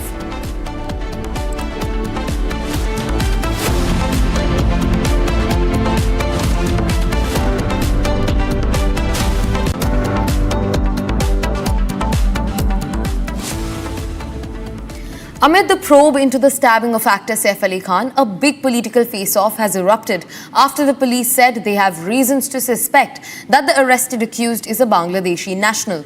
The BJP said the claim over his nationality underlines the need for a crackdown against Bangladeshi intruders in the country. Meanwhile, the accused, who identifies as Mohammad Shariful Islam Shehzad, was remanded to police custody for 5 days. We get you this report for all the latest in the Saif stabbing case. Take a look. The probe into the stabbing of actor Saif Ali Khan reignited the larger debate around the illegal crossovers of Bangladeshis and concerns around the demographic shift. This after the police said they had reasons to suspect that the accused was a Bangladeshi national who had been sheltered illegally in the country. Amid the suspicion around the nationality of the accused, the BJP said it only underlines the need for an all-out crackdown on illegal Bangladeshi settlers in the country. मैंने जो चेहरा देखा और हाव भाव देखा, हमने कोई हिंदुस्तानी की करामात नहीं हो सकती। आज सच निकला है कैसे वो बांग्लादेशी घुसकर 2:30 बजे रात में चाकू से वार करता है। पहले दिन से हम कह रहे हैं कि देश में अवैध बांग्लादेशी, अवैध रोहिंग्या देश की सुरक्षा के लिए और दिल्ली की सुरक्षा के लिए खतरा है। अब जिन बांग्लादेशियों को पालने का काम अरविंद केजरीवाल करते हैं कि सैफ अली खां पे हमला करने वाला जो पकड़ा गया है उससे किस किस के तार जुड़े हैं, अरविंद केजरीवाल खुलासा करें। The BJP also called for immediate identification and repatriation of all Bangladeshi intruders in Maharashtra. Maharashtra police से प्रार्थना करता हूं कि ये जो यहाँ पर बांग्लादेशी रोहिंग्या महाराष्ट्र में जगह जगह घुस गए हैं, अराजकता फैला रहे हैं, उनको एक एक को पकड़कर वापस बांग्लादेश भेजा जाए। Meanwhile, in a wheel swipe at Uddhav, Shiv Sena leader Krishna Hegde said saffron stalwart and founder of the undivided Sena, Bal Thackeray, stood against infiltration of Bangladeshis into the country. Not only should the accused be punished severely, but also there should be a crackdown on all the illegal Bangladeshis who are staying in our country. The arrested stabbing accused, who was identified as Mohammad Shariful Islam Shehzad, was remanded to police custody for 5 days.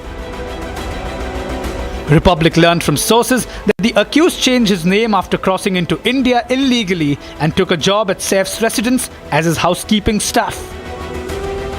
Significantly, the court made a telling observation after the accused was produced, stating that robbery was not the only motive for the crime.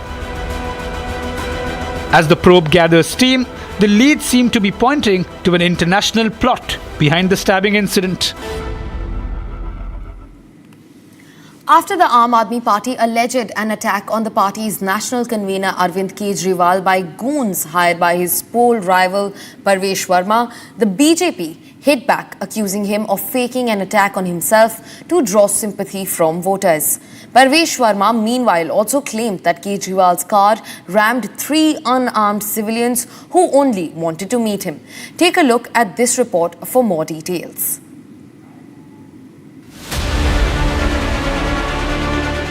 The Aam Aadmi Party and the BJP came out throwing punches at each other a day after the alleged attack on Arvind Kejriwal. Addressing a press conference earlier today, Delhi Chief Minister Atishi claimed that the BJP sent goons to kill the AAP national convener going into the Delhi Assembly polls. हमला हुआ, Bharatiya Janata party के गुंडों द्वारा हमला हुआ। सबने video देखा और इतने बड़े पत्थर से उनकी गाड़ी को मारा गया कि अगर वो किसी को लग जाता तो वो जानलेवा हो सकता। Not stopping at this, Atishi, who is seeking a fresh term from the prestigious Kalkaji Assembly segment, said the goons who attacked Kejriwal's car were no ordinary BJP supporters but wanted in murder cases. ये Bharatiya Janata party के सधे हुए गुंडे, सधे हुए criminals हैं और अगर ऐसे लोगों को अरविंद केजरीवाल जी पे हमला करने के लिए भेजा गया, जिन पर डकैती और मर्डर और कल्पेबल होमिसाइड के चार्जेस हैं, तो ये बिल्कुल साफ है कि भारतीय जनता पार्टी चुनाव की अपनी हार की बौखलाहट से अब अरविंद केजरीवाल जी की जान लेने तक उतर आई है। Dismissing the AAP charge, veteran BJP leader R.P. Singh accused Kejriwal of faking an attack on himself in a desperate ploy to evoke sympathy from voters. उस वीडियो में ये भी दिखता है कि ड्राइवर ने पहले ब्रेक लगाई, फिर किसी ने कहा उसको कि आप गाड़ी चलाओ। उस गाड़ी में अरविंद केजरीवाल बैठे थे और 2 लोगों पर, 2 भाजपा के कार्यकर्ताओं पर गाड़ी चढ़ गई। अभी दिखता है कि सत्ता दिमाग में चढ़ गई है और उसके चलते हुए अब दिल्ली के युवकों को भी रोंदा जा रहा है। अपेक्षा करते हैं पुलिस पूरी जांच करेगी। मुझे जानकारी मिली कि उनको हॉस्पिटल में दाखिल किया गया है। पुलिस पूरी जांच करेगी, उनकी MLC कराएगी और जो भी लोग दोषी हैं उनको सजा मिलेगी, उनको सजा मिलनी चाहिए। Meanwhile, countering the AAP charge, Parvesh Verma, Kejriwal's BJP rival from the New Delhi seat, claimed that his car rammed 3 jobless youth who wanted to meet him. CM की गाड़ी, जो यहाँ के आरोपी हैं पूर्व मुख्यमंत्री, उनकी खुद की गाड़ी ने तीनों को टक्कर मारी जिस गाड़ी में अरविंद केजरीवाल खुद बैठा था। और तीनों लड़कों ने एक ही स्टेटमेंट दी है कि जब वो ड्राइवर ने देखा कि हम उनकी गाड़ी के आगे हैं तो ड्राइवर ने ब्रेक मार दिया था, मगर उसके बाद अरविंद केजरीवाल ने इशारा किया कि गाड़ी चढ़ा दो। उसके इशारा करने के बाद में ड्राइवर ने गाड़ी को आगे चढ़ाया और तीनों को पैर में चोट लगी। Citing a statement by one of the injured youth in hospital, Verma said the youth merely wanted to speak to Kejriwal, but he motioned his driver to drive on. He said Kejriwal's driver slammed the brake after the youth approached his vehicle, but the former chief minister asked his driver to keep moving. पहले driver ने break मारा था, लेकिन जब हम तीनों खड़े हुए थे ना, फिर ड्राइवर वहाँ से इशारा दिया गया। जब ड्राइवर ने हमारे ऊपर दोबारा रेस देके गाड़ी चलाई हमारा, तब जाके रोहित भाई हम तीनों। नहीं सर, हमने कुछ भी नहीं करा। मैं गया था वहाँ पर, रोहित भाई थे, हम अपना आंचल लेने गए थे, मेरे को नौकरी की बात करनी थी, तो इतने में उन्होंने बातचीत कुछ नहीं करी। हमने गाड़ी रोकी थी, इतने में उनके ड्राइवर ने गाड़ी चुका दी हमारी। Meanwhile, one of the injured youth claimed they were hit deliberately. Even as the battle for Delhi gets ugly and charges fly thick and fast from the 2 warring camps, the big question is, will the AAP's latest attack claim on Kejriwal wash with voters? While we keep tracking the latest from the National Capital Assembly elections for you, let's also get you a quick check on news from across Bharat in just 2 minutes. Take a look. Olympian shooter Manu Bhakar's grandmother and uncle died in a road accident today. The accident reportedly took place around 9 a.m. on Sunday at the Mahendragarh bypass road when the scooter that Bhakar's relatives were travelling was hit by an SUV. Bhakar's grandmother and uncle died on the spot. The car driver fled the scene after the accident. Mumbai police caught 5-day police custody of the accused in the Saif stabbing case. The arrested accused was identified as Mohammad Shariful Islam Shehzad, a Bangladeshi national. Significantly, the holiday court observed that robbery was not the only motive behind the stabbing incident. Remand में police ने ऐसा बताया है कि वो बांग्लादेशी है, इसके लिए उनको लग रहा है इंटरनेशनल। परिवार के लोग कहाँ पर है? यहीं पे है। कहाँ पर? क्या किसी ने आपसे संपर्क किया है? कितने सालों से वो यहाँ पर रह रहा है? उनके जो पर्सन हैं जो उनको करना चाहते हैं, उन्होंने मुझे संपर्क किया है। संपर्क करके मैंने आगे उनका सब। Over 1,500 nominations have been filed for the assembly elections on 70 constituencies of Delhi, scheduled to be held on the 5th of February, according to Election Commission of India. Nomination papers have been filed by 981 candidates for 70 seats of the Delhi Assembly. A release quoted Delhi's chief electoral officer as saying a total of 680 nomination papers were filed on the last day, which was on the 17th of January. The Bangalore Metro Rail Corporation Limited is all set to go for a significant fare hike, citing increasing operational costs. According to BMRCL sources, the hike would be somewhere between 30 to 40%. This comes close to the heels of the State Transport Department increasing bus fares by 15% across all categories.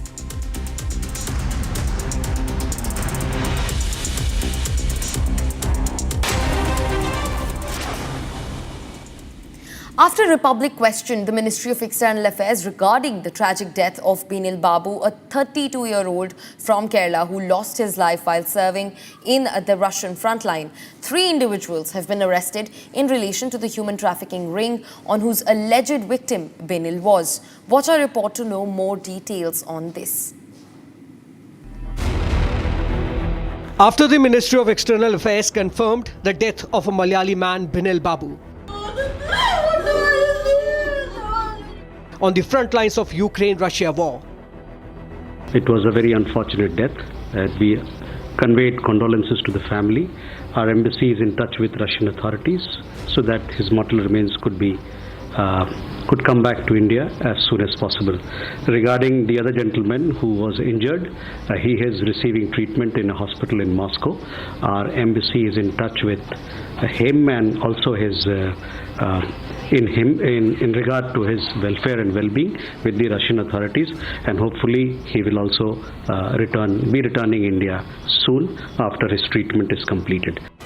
3 individuals have been arrested from Thrissur in an India-Russia human trafficking nexus. Sandeep Thomas, Sumesh Antony and CB, all natives of Thrissur, were arrested for allegedly recruiting youths to Russia with promises of high-paying jobs, but instead trafficked them into military service.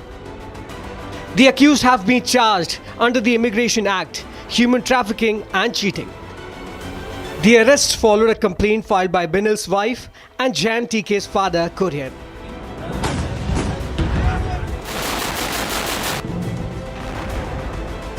Binil and Jan travelled to Russia with the hope of working as electricians and plumbers. However, upon arrival, their Indian passports were confiscated and they were subsequently deployed to the war zones as part of the Russian military support service.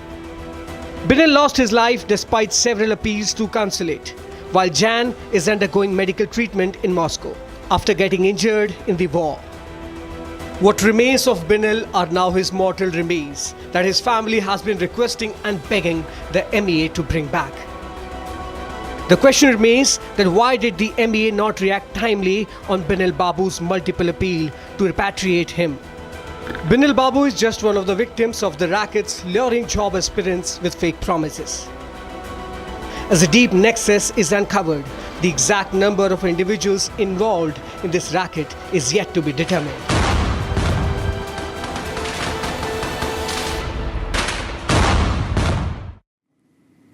After declaring a war on the Indian state, Congress leader Rahul Gandhi found himself in the throes of yet another controversy. This comes after a video clip from a Congress event in Patna purportedly showed Rahul waving at party supporters while the national anthem was playing in the background. Take a look at this report.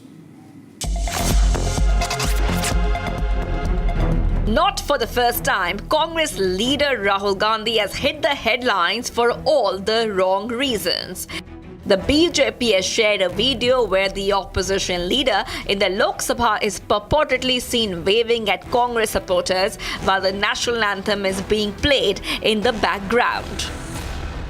The purported clip is from a Congress event in Patna. The BJP came out all guns blazing at Rahul, saying that attacking and denigrating symbols of national identity and pride has now become a habit with him. Bharat के संविधान का अपमान, भारत की सेना का अपमान, भारत के map का अपमान, भारत के तिरंगे का अपमान और अब भारत के नेशनल एंथम का अपमान, यही राहुल गांधी की पहचान। जिस प्रकार से राहुल गांधी ने नेशनल एंथम को इंसल्ट किया है, ये कोई पहली बार नहीं है, ना ये आखिरी बार है, पर ये उनकी मानसिकता दर्शाती है। अभी तो उन्होंने कहा I am fighting Indian state. Indian state मतलब क्या? इंडिया की इंस्टीट्यूशंस जिसके खिलाफ वो अनर्गल बातें विदेशी धरती पर करते हैं। The Congress, meanwhile, came out in Rahul's support while dismissing the BJP's charges. The latest controversy comes close on the heels of the firestorm over Rahul's remark at the opening of the new Congress headquarters that he was at war against the Indian state.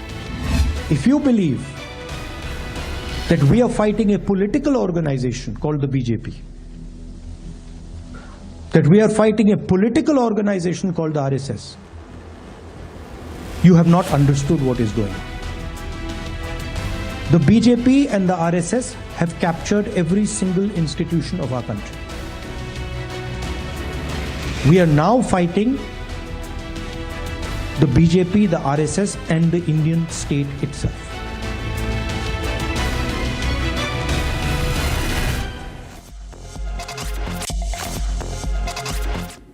A massive fire broke out at the site of the ongoing Mahakumbh in Prayagraj today.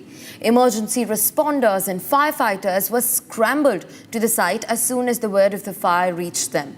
Uttar Pradesh Chief Minister Yogi Adityanath arrived to take stock of the situation. Meanwhile, speaking to reporters, Mahakumbh DIG Vaibhav Krishna said the fire has been brought under control, adding that there was no loss of life. Take a look at this report that gets you all the details into the fire that broke out at Mahakumbh.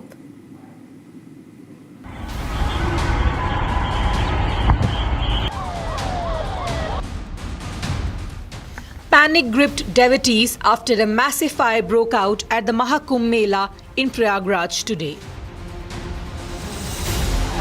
The fire broke out at Sector 19 of the tent city in Prayagraj and soon got bigger. Dramatic visuals showed leaping flames engulfing several tents before firefighters rushed in to launch dousing operations. Visuals also showed devotees and seers being moved to safety as firefighters and emergency responders battled the blaze. Initial probes suggest that a cylinder blast may have caused the fire. Speaking to the reporters, Mahakumbh DIG Vaibhav Krishnan said there was no loss of life in the fire, adding that the blaze was now under control. There is no loss of life. Loss of property has been there. Kitna hai, it is being surveyed. And there is no loss of life. There is no injury as of now. But we are surveying the area, whole area. Karan kya hai, we will find out in the inquiry. Abhi for the time being, our priority is that everyone is safe. According to eyewitness accounts, 70 to 80 huts and 18 tents were gutted in the fire. According to officials, 15 fire tenders were pressed into service to douse the leaping flames. Meanwhile, Uttar Pradesh Chief Minister Yogi Adityanath arrived at the scene to take stock of the situation. यहाँ जो camp थे वो जल करके खाक हो गए हैं। हालांकि जान माल के कोई नुकसान की खबर नहीं है। मुख्यमंत्री योगी आदित्यनाथ खुद यहाँ पर पहुंचे हुए थे और यहाँ पर पहुंच करके उन्होंने जायजा लिया, क्योंकि मुख्यमंत्री योगी आदित्यनाथ का आज यहाँ पर दौरा था और ऐसे में सीएम जब यहाँ पर पहुंचे हुए थे प्रयागराज में, तो उन्होंने यहाँ पर आकर के भी स्थिति जानी है कि आखिरकार क्या हुआ, कैसे हुआ, आग पर काबू पा लिया गया है। हर तरफ आपको सिर्फ और सिर्फ एसडीआरएफ और एनडीआरएफ की जो टीमें हैं वो नजर आएंगी मुस्तैदी। Prime Minister Narendra Modi also dialed CM Yogi to inquire about the blaze. The fire has been brought under control now, and there has been no loss of life reported yet.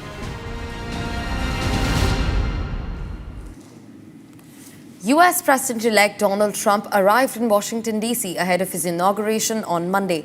Visuals picked up Trump waving at supporters before boarding the Air Force One from Florida, along with First Lady Melania Trump. Ahead of his inauguration, which has been shifted indoors for the first time since 1985, Trump is scheduled to hold a Make America Great Again or MAGA victory rally, while also attending several galas to celebrate his resounding comeback win. Here is a detailed report on that. Take a look. Fireworks lit up the skies across the United States ahead of the much-awaited inauguration of President-elect Donald Trump. Trump, who wished to take oath as the 47th United States President, landed in Washington, D.C. along with incoming First Lady Melania Trump. Visuals picked up the real estate tycoon turned politician waving at cheering supporters before boarding the Air Force One along with Melania. In a big scoop ahead of Trump's inauguration, a report claimed that he is likely to sign 100 executive orders on day one, which will be a record in the United States presidential history. Significantly, Trump's inauguration has been shifted indoors for the first time in 40 years since 1985. Even the traditional parade down Pennsylvania Avenue has been changed to an indoor event owing to the biting cold weather. He's also scheduled to hold a MAGA or Make America Great Again victory rally with his supporters inside the Capitol One arena on the eve of his inauguration. Continuing the tradition of past president-elects, Trump will attend service at the St. John's Episcopal Church. Trump will address his supporters again before heading to White House for the signing ceremony. Tech moguls Elon Musk, Jeff Bezos and Mark Zuckerberg feature in the guest list for Trump's inauguration. As Trump returns to the Oval Office, it remains to be seen if he unveils his tariff plan on his first day in office.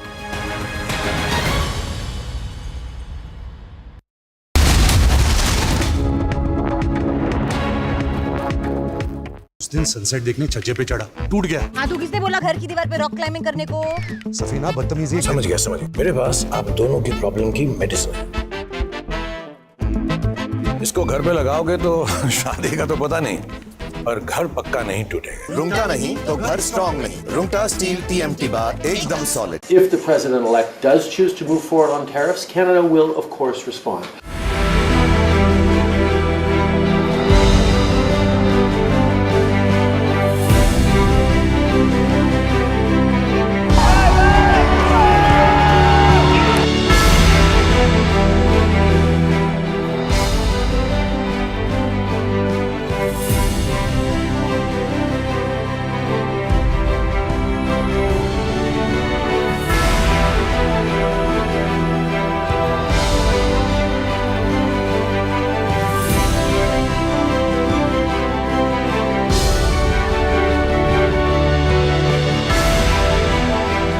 With the incoming American administration floating the possibility of tariffs on Canada, our highly integrated North American auto industry is under threat. It's not just these tariffs will hurt the Canadian industry, these tariffs will hurt the North American industry and endanger jobs in the United States as well. We want to avoid job losses in Canada and the United States, but we also want to avoid extra costs on consumers in Canada and the United States. And that's what we're going to be pushing to try to avoid as an outcome.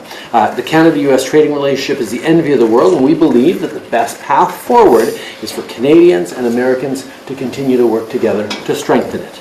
If the president-elect does choose to move forward on tariffs, Canada will, of course, respond.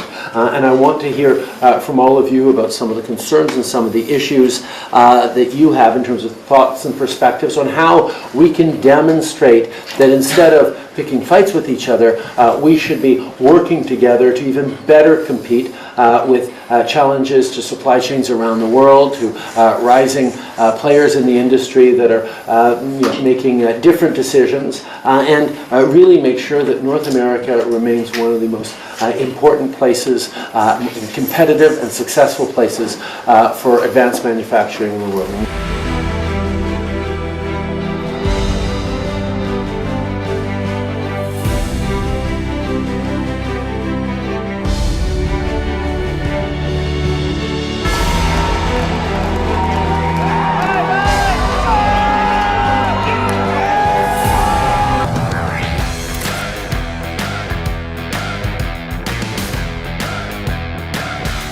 Night mode on Samsung Galaxy S24 Ultra lets you capture stunning photos and videos even in the darkest settings.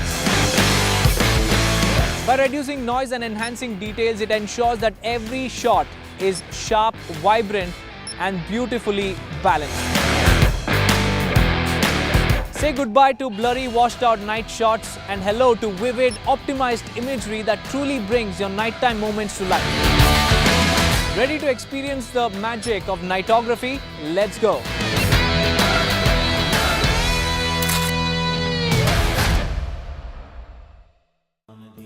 Amity has been ranked India's #1 private university in the recently released Education World Rankings. A testimony to Amity's globally benchmarked standards in education. We have a commitment for our brothers. We have a commitment for our sisters. We done our utmost and we brought home the majority of the hostages. But 98 of them are still there.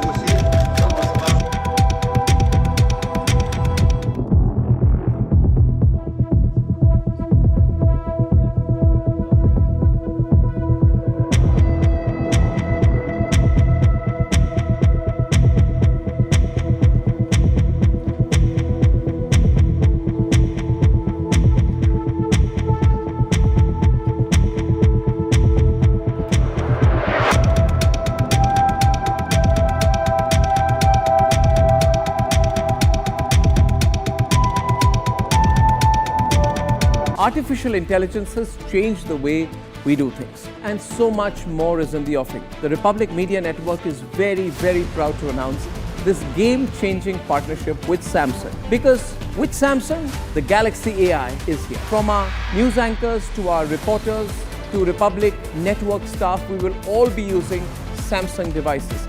We are excited about the new Galaxy Z series and the Galaxy S series, both powered by Galaxy AI. And we will be using these phones on screen and behind the scenes daily to bring you the news first. My experience in using the Samsung devices shows that it makes us deliver the news much faster. It helps us deliver the news quicker and simpler, with more productivity, efficiency and creativity. Republic and Samsung together will unfold a new world of possibilities. It's going to be an epic adventure together. The Galaxy AI is here.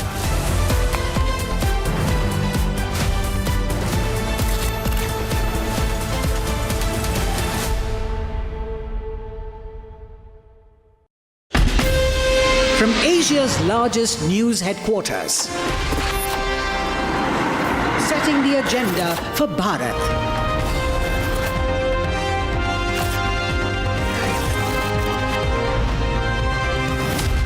You're watching Republic.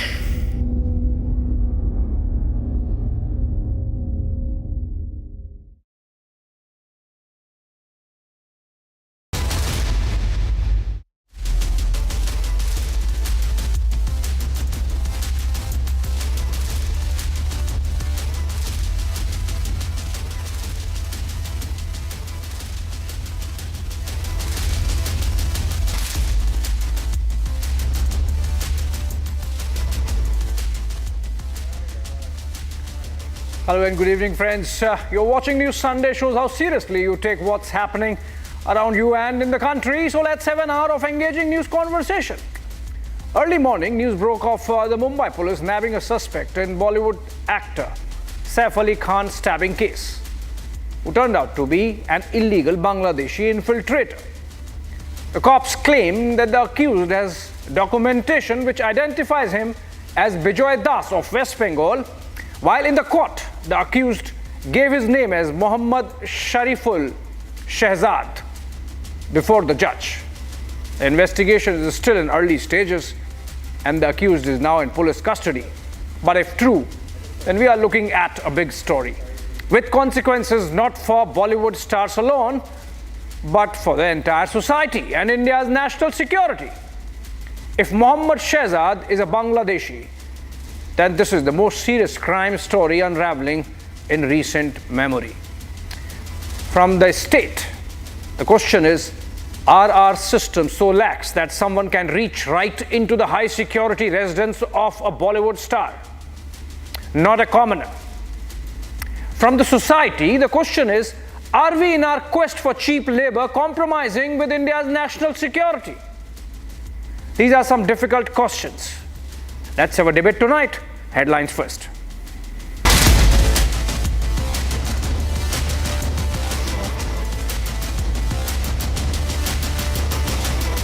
The accused in Saif Ali Khan's stabbing case has been sent to 5 days of police custody. Court suggests international conspiracy.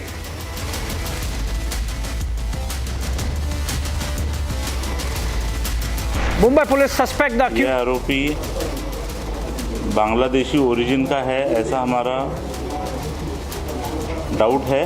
इस case में appropriate sections की वाड़ की गई है और उस हिसाब से आगे का इन्वेस्टिगेशन किया जा रहा है। Mumbai police suspect, the accused in Saif's stabbing case, is a Bangladeshi national. The accused is changing his name again and again.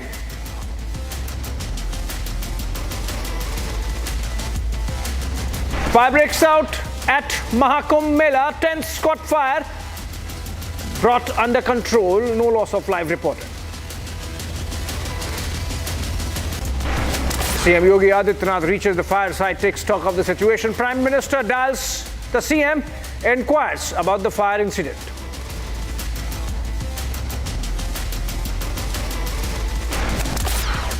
Bharatiya Janata party चुनाव की अपनी हार की बौखलाहट से अब अरविंद केजरीवाल जी की जान लेने तक उतर आई।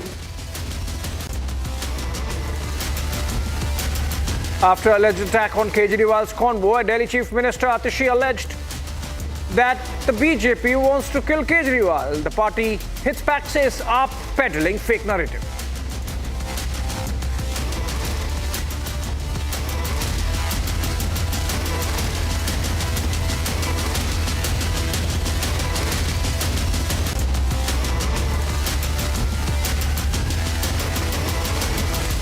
All right, so the debate is said. The accused in the Saif Ali Khan stabbing case turns out to be an illegal Bangladeshi, according to Mumbai police. And if that be the case, there are consequences for us as a society and for India's national security. Let's look at the developments through the day that have happened post that arrest, which Mumbai police announced earlier in the day. Then I come back, a panel of guests on the other side. Infiltration from Bangladesh has once again become the #1 national talking point after a Bangladeshi national was arrested as the main accused in the Saif Ali Khan stabbing case.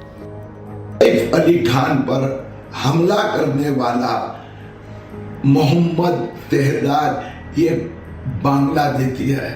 Maharashtra police से प्रार्थना करता हूं कि ये जो यहाँ पर Bangladeshi Rohingya Maharashtra में जगह जगह घुस गए हैं, अराजकता फैला रहे, उनको एक एक को पकड़कर वापस बांग्लादेश भेजा जाए। मैं महाराष्ट्र के मुख्यमंत्री देवेंद्र फडणवीस जी को बधाई धन्यवाद देना चाहूंगा और महाराष्ट्र की पुलिस को। उन्होंने 32 टीम लगाकर और अंततः पकड़ा, और कौन निकला? बांग्लादेशी निकला। Bangladeshi origin of Saif Ali Khan's attacker has prompted unsparing attacks by the BJP on the Aam Aadmi Party ahead of the heated Delhi polls. पहले दिन से हम कह रहे हैं कि देश में अवैध बांग्लादेशी, अवैध रोहिंग्या देश की सुरक्षा के लिए और दिल्ली की सुरक्षा के लिए खतरा है, और वो जो पकड़ा गया वो भी अवैध बांग्लादेशी है। अब जिन बांग्लादेशियों को पालने का काम अरविंद केजरीवाल करते हैं, उनके नकली वोट बनाने का काम अरविंद केजरीवाल करते हैं। अरविंद केजरीवाल ये तुम्हारा रिश्तेदार है जो पकड़ा गया वहाँ से। From Jharkhand. कहाँ से आए आप लोग? हाँ? बोलना ही नहीं है। पर आप लोग कब से यहाँ रह रहे हैं? To Bengaluru. Republic investigations over the years have unearthed various infiltration networks all across the country.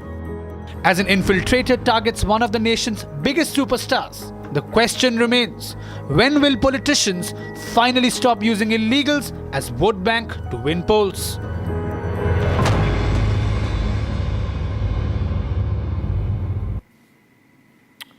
All right, joining me in this conversation, Mihir Mishra. He's a senior broadcast journalist, leans towards the Aam Aadmi Party. And remember, there is a jousting match going on between the BJP and the AAP in Delhi over the issue of Bangladeshis and Rohingyas. He joins us live from Delhi. We also have Kishore Tiwari, spokesperson of the Shiv Sena, Uddhav Balasaheb Thackeray. He's joining us live from Maharashtra. We also have Nikhil Jain, political analyst, typically leans towards the Congress party. He's joining us live from Delhi. We also have Tausif Khan, political analyst, leans towards the Trinamool. He's joining us live from Kolkata. Remember the fact that if Bangladeshis are coming in, they are coming in through borders in either Bengal or Assam or Tripura, and so that becomes important. And then we have Rahul Ishwar, political commentator, leans towards the right, joining us live from Trivandrum. And I want to begin with Mr. Yashovardhan Azad. He's a former IPS officer, former special director of the Intelligence Bureau, and has been Secretary Security in the MHA. And he's joining us live from Delhi. Very good evening to you, sir. If I could begin with you, because I am, setting this debate as a national security question also. Remember, we discussed the issue of Bangladeshis ad nauseum here on this platform and even otherwise in the media. Whenever there is a Bangladeshi caught in a case of crime or even terror, there have been convictions. But it seems now a certain red line has been crossed with an accused identified as an illegal Bangladeshi by the Mumbai police getting inside a high security residence of a VIP, of a star, and carrying out this attack for whatever motive. This is a serious, you think this is a society question and a national security question? Well, it's totally established that he's a Bangladeshi national. First of all, I think the Mumbai police should confirm it by getting more evidence, as they said, because they don't have anything. I mean, he must be having some kind of, he must have made an election card or a ration card or something or the other, which should actually establish his identity, because he's giving different names. However, given the fact that you have stated, I consider it a very serious problem, as you have mentioned. I would call them, these illegal immigrants are a source of great nuisance. all the world, and even a country like United States is doing everything to stop immigration. And one of the reasons where Trump got such a resounding kind of a majority is on the call that he'll throw out all the immigrants. This is extremely important in India because as it is, we have an exploding kind of a population and we can't afford more and more. Now, this has implications for national security because in a metro like Bombay, in a metro like Delhi, where you have a high-profile persona living all over the place, establishments all over the place, then it's a matter of national security which should be looked into very, very seriously. And especially there are 2-3 things I would like to point out. One is the way this man goes only to the 11th or 12th floor means that there has been some kind of an entry which is just not unfriendly. It's impossible. It's the lack of security, the lack of maintenance, and the careless way in which the high-profile buildings are looked at right now. It's frightening because it implies that in future, a Bangladeshi or anyone coming from Myanmar or Rohingya or anybody can recce the area and enter any place. So in that respect, yes, it's a serious problem. As far as the investigation goes, the most critical thing I would say are 2. One is that it's impossible for somebody hanging around in the area for 1 hour and a quarter and nobody sees him while going and nobody sees him while coming back. The entire security establishment, 2 security guards, the watchman, the control room guy who sees all these TV screens, nobody saw him. And that leads to another serious problem that most of the security guards who are performing in these high-perform buildings, they come to sleep at night because they are moonlighting. They work during the day also. And the second is that establishing this person's recce area, how exactly he found that particular place. These are the 2. Okay, now before I open the debate, because I'm told yet you were not there for the entire duration of the conversation, Mr. Azad, a couple of more questions in which I would want the viewers to benefit from your experience from your days when you were occupying those important positions in the Ministry of Home Affairs. So for example, after carrying out this attack, the accused has spent almost 5-6 days before he was nabbed. And it's not possible that he would not have spoken to people around him or that he would not have been identified. So obviously there is a support system backing him or backing people like these. So it's not just about one attacker, one accused, one suspect. It is about an ecosystem now that exists in parts of the country which allows people like this attacker to survive with daring even after carrying out that kind of attack. Also, how many of these people could be there inside and why our systems are failing? So for example, the NRC is one aspect, the National Register of Citizenship or Citizens. And then another aspect is what we already have by way of what is called the DPI, the Digital Public Infrastructure, between the mobile numbers, between the Aadhaar card, between the ration card, between the voter card, everything that you mentioned. Is it so difficult to really weed out these illegals, mark them out, and have a database ready to at least bust an ecosystem once something like this, a crime like this happens? You see, one is a political will, which is extremely important because, for example, any country in the world has a right to have the actual data of its own citizens. And therefore, it is important that every citizen of a particular country should carry a card which enables the authorities to know that he's a citizen. In this particular case, this man has completely escaped the radar because he doesn't have anything. So if he doesn't have anything, and mind you, the border, no matter how much of security you employ, and it's not really to blame the BSF or the state agencies. Of course, there are some aberrations. Otherwise, they're doing a good job. The question is, with this kind of a porous border, how many have entered since 1971? We really don't have a clue. Now, this is a very frightening aspect.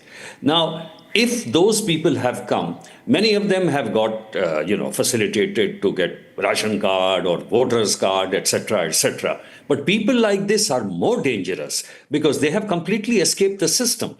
As somebody says that many of them just come to Calcutta and take a train and they arrive in Delhi or to any of the high-level metros. Now, the second point which you asked me, yes, there are two kinds of leads in this. One is there are people who have this so-called VIP complex. And this VIP complex, leads them to troll a high-profile VIP or a celebrity, go after him in some manner or the other. So they keep wrecking. The other is, in this kind, there could be a support system which could be outside. And this, of course, will come out during the interrogation. Right. Mr. Azad, just stay with us. I will take a couple of more questions from you, but I have all the guests joining in, so let me just draw in everyone. And if I could begin with our representative from Shiv Sena, Mr. Kishore Tiwari. I was hearing a soundbite of Krishna Hegde, who's a spokesperson of the Shinde Sena, and he said, our founder Bala Saheb Thackeray was absolutely against illegal Bangladeshis coming into India and definitely not in Mumbai. Now, as someone who has Bala Saheb Thackeray's name in your party, Mr. Tiwari, what's your position today now that an illegal Bangladeshi infiltrator has been caught in Saif Ali Khan attack case?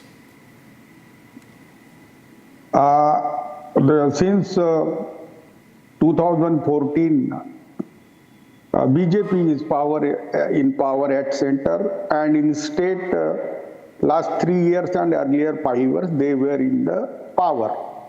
And how many Bangladeshis are in Mumbai? I should say Azad Sahab, I think around 1 million Bangladeshis are there. And if you look at the Bangladesh population has decreased 6% in Muslim population. So these people have been infiltrated. Not only Mumbai, a small taluka places in Maharashtra there are Bangladesh. So let us have a survey. Let us have a infiltration check as Trump is doing it. And I think around 6 crore Bangladeshis all over the India are there. So such type of hostile environment of giving citizenship, providing Aadhaar card, then giving ration card should be stopped. I don't want to do any politics. I am of the opinion that all Bangladeshis in Mumbai and Maharashtra should be returned back. If Didi wants, she should keep it. But I am of the opinion, let us have a national campaign to identify the Bangladeshis and the Rohingyas. We do not want such a hostile atmosphere because Trump is suffering a lot and the Saif Ali Khan survived. That's a great thing. Otherwise, he would have been killed by an illegal immigrant. So, Azad Sahab, the immigrant, the BJP has provided the shelter, is the former president of Bangladesh. She should be sacked first. Let us keep an example and ask all the people out of India and ask the Hindus in Bangladesh to come replace them. Let us make a campaign like this. Why are you doing politics? Why are you blaming Uddhav Thackeray? If you have got any documentary evidence that Bangladeshis we have provided the shelter. Mr. Tiwari, prosecute us. We have prosecuted Abhishek. I did not politicize. I only took the name of your party, which is Shiv Sena Uddhav Bala Saheb Thackeray. Abhishek Thackeray's name. Abhishek in Mumbai. I told 1 million Bangladeshis are there and BJP has opened Bangladeshi cell for BMC election. But this is the truth. So they are because they are legitimate people. They are holding an Aadhaar card. They are having an election card. They were having a ration card. And Delhi and Mumbai is the significant problem. But throughout India, Bangladeshis, they have and this is due to, in Southeast Asia, hostile democratic condition. On humanity ground, we have to take a decision. But it should be legitimate. It should be legitimate. Let me just... Abhishek, let me just fact check. You open it. Yeah, you okay. open it I listened to you. I listened to just one fact check. You know, BJP has not sheltered Sheikh Hasina. It is India which has sheltered Sheikh Hasina. She was Prime Minister. She should be sacked. I am of the opinion. No, listen. She should be sacked. She is sheltered by India. She was Prime Minister, democratically elected Prime Minister of a friendly country. You know, there is a regime change that has happened in Bangladesh. A country which we helped create. Yes, and that's a wrong position you are taking, Mr. Tiwari, I believe, on Sheikh Hasina. But let me take you to Rahul Ishwar. Though Kishore Tiwari says that let's not do politics on this, and he is actually taking a very typical Shiv Sena line that all Bangladeshis should be thrown out and there should be no politics about it. But he is still indulging in some politics, saying, oh, BJP is also doing this. This has happened during last 10 years of the BJP regime. The Bangladeshis have been coming in, as Mr. Azad said, since 1971. We are talking about a topic that needs very, very nuanced positions, that needs surgical precision, which is multi-layered, complex and multi-dimensional. We should be very responsible while we air some statements. Earlier, it was beautifully articulated by Yashwardhan sir, rightly pointed out that even in US, it's a huge problem. Donald Trump, in spite of all the drawbacks he has, came back because US people are concerned about their well-being. So it's a thing which needs to have nuance. One, Sheikh Hasina is a friend of ours. Bangladesh is a space or a nation which we helped to create, India as a nation. And neither BJP, it is India who is hosting, the former Bangladeshi Prime Minister who was democratically elected, and there was a coup. Please remember the coup, those people who came to power are not very India friendly. We have seen many Hindus being attacked. So let's have nuance regarding this. Yes, India is a place of Buddha and Gandhi, and we should be welcoming people. At the same point of time, infiltration is an absolute no-no. Yes, India is a space for all, but infiltration is a different ballgame altogether. It is illegal, anti-national, it has security implications. Infiltration is something we should strongly resist. Ishwar, talk about the Anjanga Surgi pattern. We should have... In Maharashtra, one small town has got 20,000 Bangladeshi. Which town? Which town? Anjanga Surgi pattern. Amravati district town. Okay, but Mr. Tiwari, the fact is that in between there was your government also for 3 years. Uddhav Thackeray was the chief minister. What was done? If you have a documentary you done, prosecute our home minister. I don't have an objection. So those 20,000, are you suggesting those 20,000 in Amravati came after Uddhav Thackeray stopped being chief minister? These are allegations. Last 3 years, BJP is in the rule. They should have sacked it. Why are you blaming the old government? No, I'm not blaming anyone. Existing government. The last thing I want is blame game. In fact, I want that there is a constructive conversation that happens tonight so that cutting across the political divide, there is understanding of the seriousness of the situation, which was underscored by Mr. Azad. But I'll come to you, Mr. Azad, once more. But before that, let me get in Tausif, because Tausif, remember, Tiwari ji jo hai aaj panel pe, he is your ally, you know. And he's saying, if Didi wants to keep them, please keep them. We want to evict them from everywhere else in the country. You think that in Bengal, because remember, this accused also has on his documentation... Aadhaar card from Bengal. Aadhaar card from Bengal. Yes, Aadhaar card from Bengal, Tausif. So what's this about Bengal and illegal Bangladeshis, Tausif?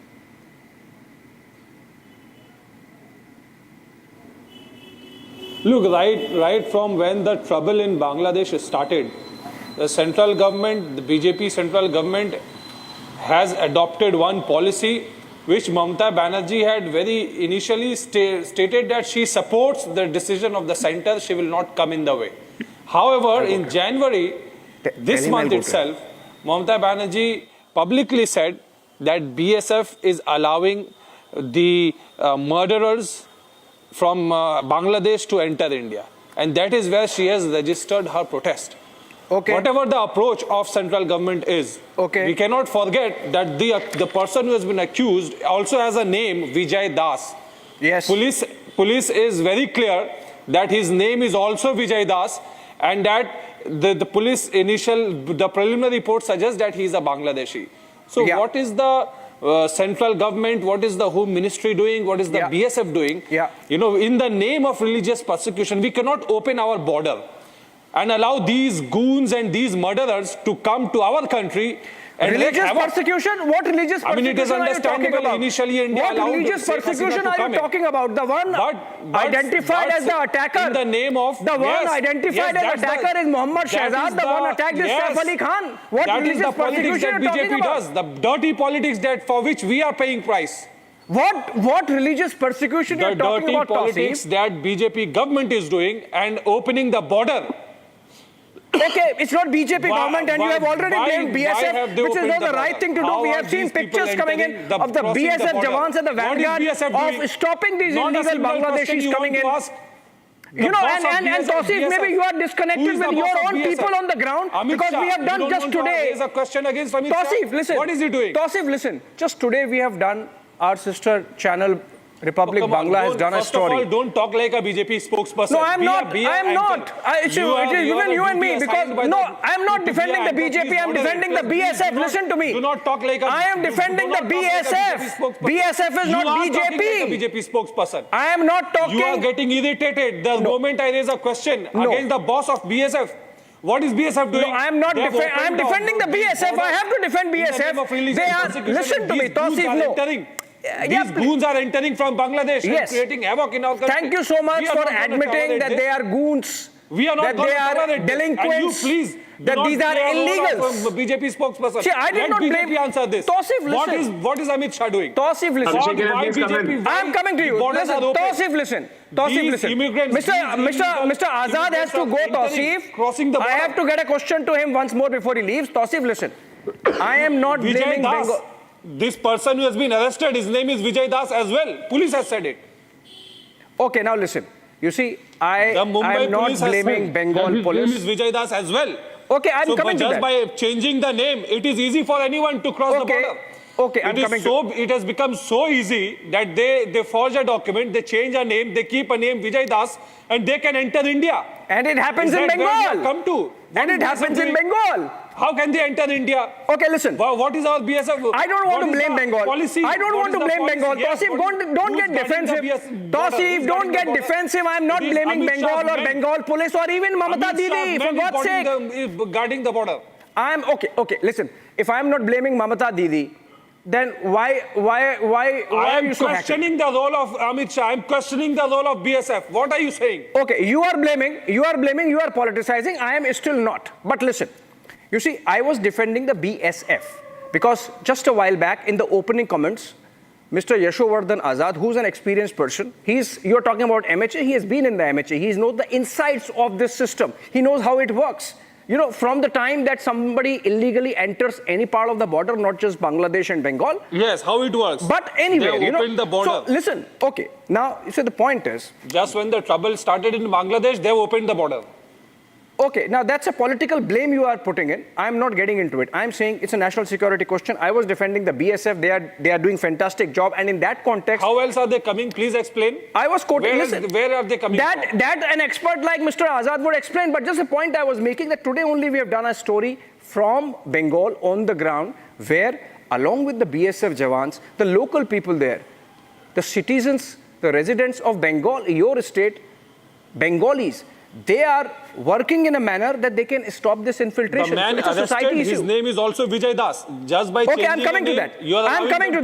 I'm coming to that. He has identification of Bijoy Das, and then there are some connections which have unraveled. Remember, in the court before a judge, he has identified himself as Mohammad Shahzad, right? So which means that the document he is carrying as Bijoy Das is fake and illegal and forged. Now let me go to Mr. Azad before he has to go. I'm coming back to you. You change your name and BJP government will allow you to cross the border. I'm coming back to you. Bijoy Das's forged document is made in Bengal where Trinamool is in power. Government will open border for you. That is what it establishes.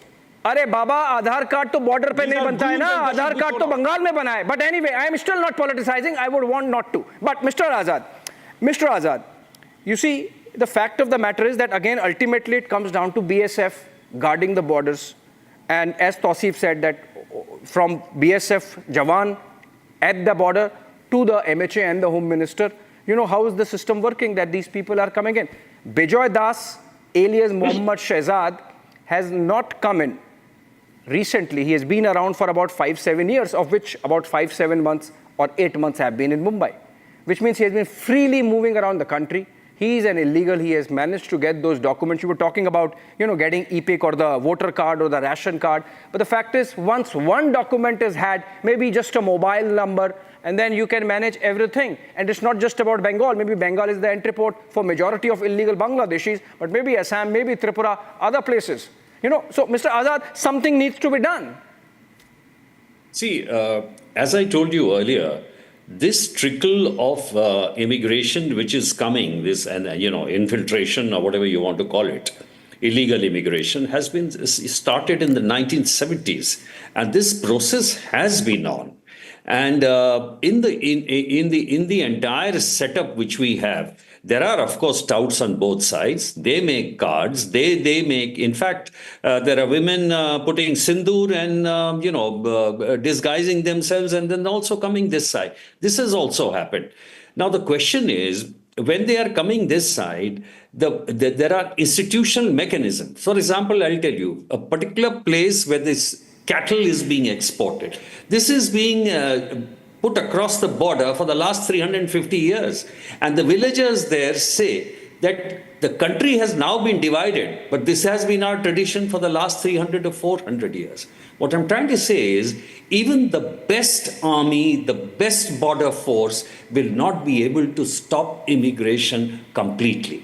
And especially the border. I have been to even the Sundarban side, where if you're going by a canoe, there is a thin strip of river, and this side you can make out the people on the Bangladesh side and this side on the Indian side. There might be aberrations. There might be some corrupt BSF officials, that's true. But BSF, by and large, is doing an outstanding job. I mean, we cannot sort of say that they're doing a bad job. And it is not in their interest to allow, anybody from across the border. And no home minister or no even the state chief minister would give an order like this, which is totally illegal and anti-national. So in that respect, it is not true. The other thing what I'm trying to say is that, yes, there are systems within we have to make ourselves very, very strong. For example, in Delhi, where there is a flood of these immigrants, in all the metros they are going there. And mind you, you'd be surprised to know that when there is a drive, even the people from the high-rise buildings, you don't allow, because they say that these Bangladeshis are working cheap very labor. well as to maid servants, to security guards. So they have sort of got ingrained into the system. That is one of the most serious problems. But the last point which I like to make is that it is extremely important to throw out illegal immigrants. There has to be a system now by the various state governments where they go through proper screening and see that the only Indian citizens are there. Mr. Azad, one last question before I let you go, because you are saying throw out, but it's not like, throwing a cow out of a yard, It's about 5 or 6 crore people who have already come in. Is it practical to throw them out? No. I'm talking about those who cross over immediately. They can be again taken to the border. But definitely about these 5 and 6, there has to be a process. I'm not going to go into that Assam tribunal and, how the institutional mechanism has been working, how Supreme Court has got into it. But every state seriously has to think about this, how they are going to apply themselves and laws to do something about this immigration. Okay. Now let me get in the 2 other panelists who have not been able to. Thank you so much, Mr. Azad. I believe you have to leave. If you can stay, fantastic. But if you're going, thank you so much for joining us with that perspective. But let me get in Nikhil Jain and my other panelist also on this in this conversation, Mihir Mishra. And you see, Saif, I'll come to you in a bit. I have a couple of questions of you, but I have to get in Nikhil Jain and Mihir Mishra also, because both are joining us from Delhi, and Delhi is in the midst of a hot debate on the issue of Bangladeshi illegals, because there has been a drive going on for the last 2 months by Delhi police, and about a dozen odd or more Bangladeshis have been deported, and the work is progressing. Now, interesting thing is, in fact, Meher, if I could begin with you, just today Delhi police issued third notice to one of your MLAs, Mohinder Goyal. I believe he is an MLA from Bhavana, if I recall correctly. And despite third notice, like 2 earlier notices, he has not sent his staff to cooperate with the investigation so that the police can identify those who were given some kind of certificate by the MLA's office for them to get ration card, Aadhaar card, etc., so that ultimately they could get a voter ID card. Abhishek, actually, you know that he's going to decide this next CM, who is going to rule Delhi again on 5th, 5th Feb, Delhi is going to vote. So unfortunately, the way BJP is handling all the things, a lot of things are going on. So they are going to politicize everything. What about, if you are BJP President Mr. Jagat Prasad Mr. Nadda said Rohingya, Bangladeshi, Rohingya, Bangladeshi, Rohingya, Bangladeshi. Then again, Aam Aadmi Party raised serious questions. Okay, who allowed them? They crossed, so many states. They came to Delhi. Who is responsible? So nobody is there to answer. Now this incident, which happened in Mumbai, what happened there? Police is still not sure whether that guy, whatever his name, is he a Bangladeshi or not? Police, I think, is sure, Mr. Mishra. Police is saying that he has Abhishek, identification of Bijoy Das. We should reject fact, because you just played the bite of whoever was the police official there. He said we have doubt, serious doubt that he could be a Bangladeshi. He is a Bangladeshi, that is not sure. I can tell you what. So, you are right. Let me just add some facts to it. That soundbite that we played is from about 9:30 a.m. in the morning. Remember, this arrest has happened at around 3 a.m. or 2 a.m. And subsequently, this man has been in the police custody for a good 8 or 10 hours also. Plus, the documents that the police recovered from him, based on which later in the evening they have informed the court that they actually not just have doubts, but they credibly suspect that this man is a Bangladeshi. Remember, in the court, while even if he is a Bangladeshi, while the Aadhaar card says Bijoy Das, that's a giveaway. Listen, that's a giveaway. His Aadhaar card says he's Bijoy Das, but in the court he himself said that he is Mohammad Shehzad. So obviously, that is enough of a giveaway that if he was Indian Mohammad Shehzad, he would not want to convert his name to Bijoy Das to work in Mumbai, because he's attacking the house of Saif Ali Khan. But now question remains that, Abhishek, who is responsible, border security? Is it Home We have discussed that. You have sort of dodged my question. See, for the last half an hour, we have already discussed who's responsible for border security, who's responsible for Aadhaar card, who's responsible for getting him to Mumbai. There is a cartel working, there is a gang working.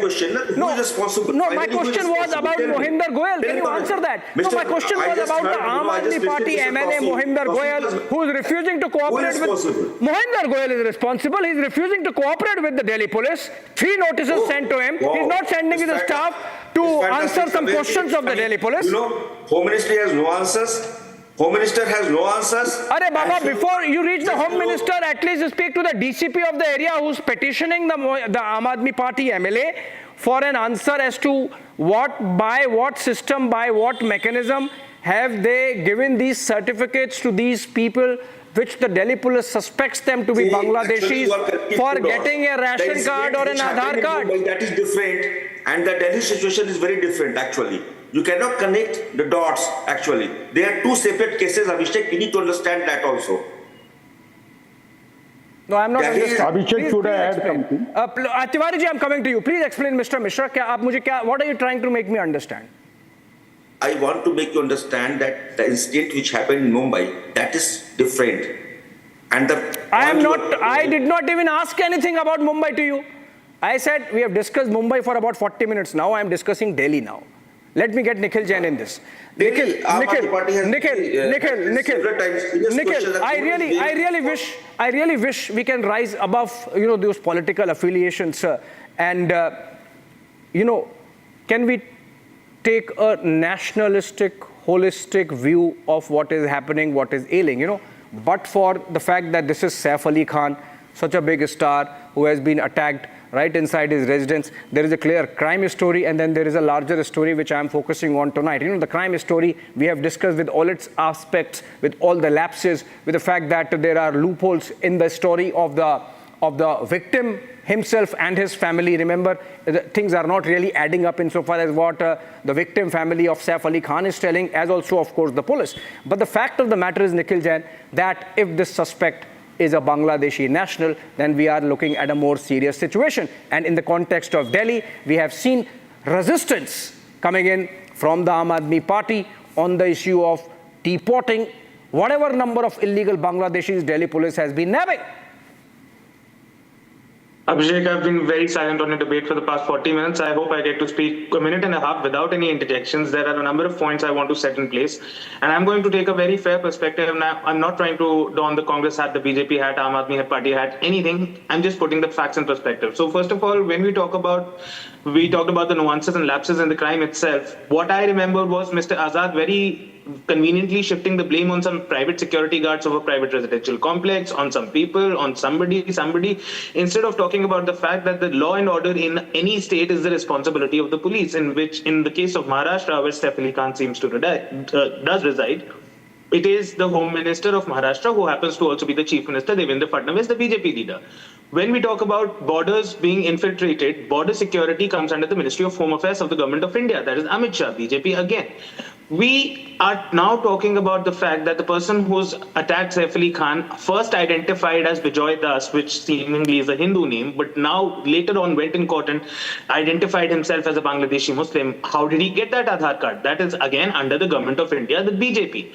Now, if you talk about the fact that this person is indeed a Bangladeshi Muslim, see, I'll tell you what, as a lawyer, I can tell you, police in this state, in the entire country, not just Maharashtra, but in the entire country, are known to beat up accused, to say things that they would rather not. I don't know whether this person is a Hindu or a Muslim or a Bangladeshi or whatever. What I know for a fact is that law and order in the city of Mumbai is in absolute shambles, that somebody can break into an apartment of a movie star and attack him like that, that a Y category security protectee like Baba Siddiqui could be shot in broad, not daylight, but before everybody, and that was not long ago. What we should rather be questioning instead of Bangladeshi immigrants is the deteriorating law and order situation in the state of Maharashtra. And also, since a lot of people seem to think that Bangladeshi immigrants and Myanmarese immigrants are a really big threat to national security and increased crime, let me tell you the numbers from the National Crime Records Bureau, NCRB report of 2022. In India,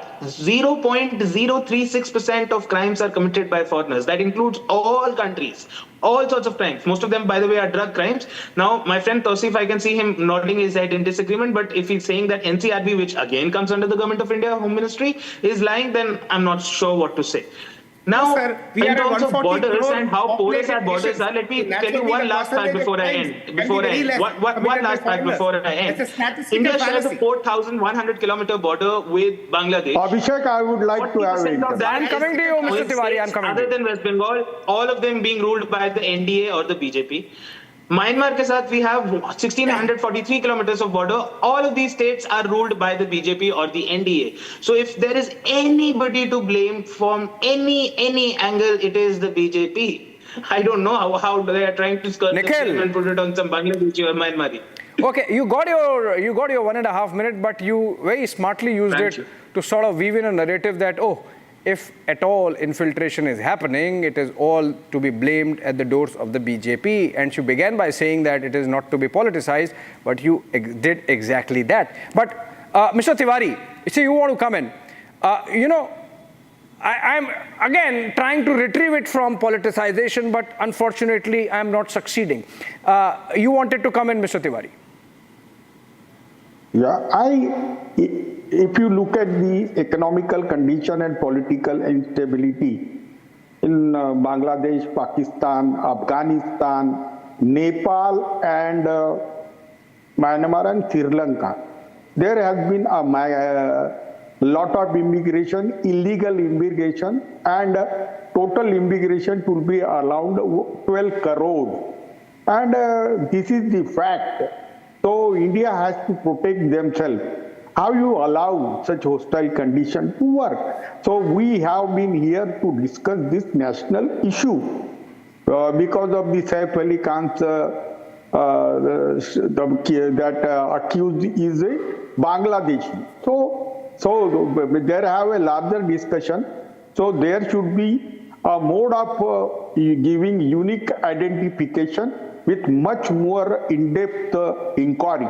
And such illegal immigrants should be asked to go away. But this will be happening again because of the unstable environment in Pakistan, Bangladesh, and because job opportunities are very limited. Yeah. These people are not able to cross any like UK, Europe, US or UAE also. They cannot take a job like this. There are now they have made a stringent application for these people. So Bangladeshis are getting easy entry from that Agartala route and all these things. And now, Mir Shah, this is a fact. You will have to, Mir Mishra, you will have to admit that Bangladeshis are making impact over political result of assembly elections. Yeah. So is the impact. One has to admit it. I mean, the fact of the matter is, Mr. Tiwari, you really hit the nail on its head. Mihir was really dodging the question. The fact of the matter is, yes, illegals come in. It's not about dodging, Abhishek. It's only about. If you're not answering, if you're not answering or dodging, then answer me.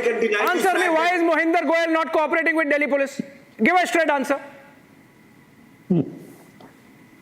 Nobody wants to avoid the political votes. That is, it's just. Where is the Bangladesh or Pakistan? Let me go to Tausif now. Tausif. Okay, bear with me. Tausif, there is a joint secretary in the Ministry of Home Affairs, Tausif. Listen to it carefully. The name of that joint secretary in the Ministry of Home Affairs is Ratna Biswas, and she's also a former Jila Panchayat president in Bengal's North 24 Parganas.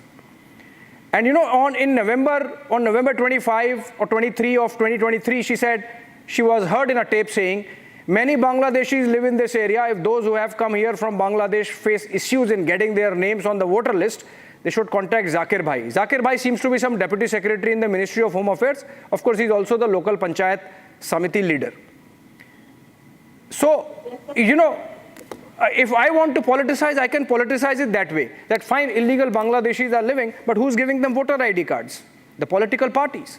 In the case of Bengal, it might be Trinamool. In the case of Delhi, it might be Aam Aadmi Party. In the case of Karnataka, maybe it could be Congress. But there is in Maharashtra. In Maharashtra, Congress Party or whatever. Maharashtra BJP is giving. BJP is giving. Okay, let me say. Okay, BJP is giving. Trinamool is giving. Aam Aadmi Party is giving. Congress is giving. So it is a political problem. It is the.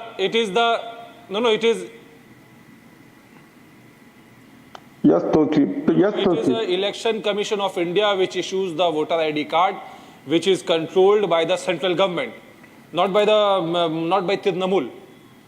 Now, the Chief Minister of West Bengal, in an administrative review meeting just 10 days ago, had said that the BSF is letting people enter through Islampur, Sitai and Kuch Bihar and other places. She has specifically why you think BSF is doing that? Please explain why the BSF would do that. Worded letter to the central government. Why I'm saying yes, I'm saying this. Because it is the Chief Minister of West Bengal who is saying this in an administrative review meeting, and she also mentioned that she is going to write a letter to the central government. Now, this is a problem. Unless the Home Ministry addresses this problem, unless the BJP addresses this problem, we are going to face this. We are going to face the consequences of this.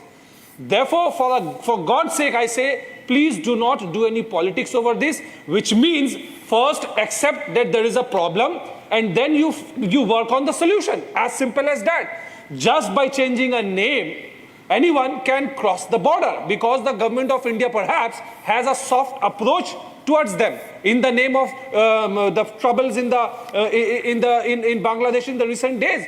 The government of India, the ministry, the foreign ministry may adopt any policy. The Mamata Banerjee has said from the day one that she will support the policy of the... You did not answer my question, Ratna Biswas, Joint Secretary, Ministry of Home Affairs. People of India. If these policies allow the goons to come to India and murder people like this, then we are not going to tolerate. We are going to protest. Okay, Rahul Ishu wants to get in. Tausif, you did not answer my question on Ratna Biswas, but Rahul Ishu wants to come in. Rahul Ishu. Quick submission. Usually, it is attributed to Benjamin Disraeli when he says there are lies, damn lies, and statistics. So just by equating in a 140 crore nation, the percentage of issues created by illegal migrants, we are going to do a statistical fallacy. Let us be more open and honest about it. For example, in my home state of Kerala, nearly 5 million, that means 50 lakh migrant laborers are there from various parts. A good percentage of is from the Bangla origin.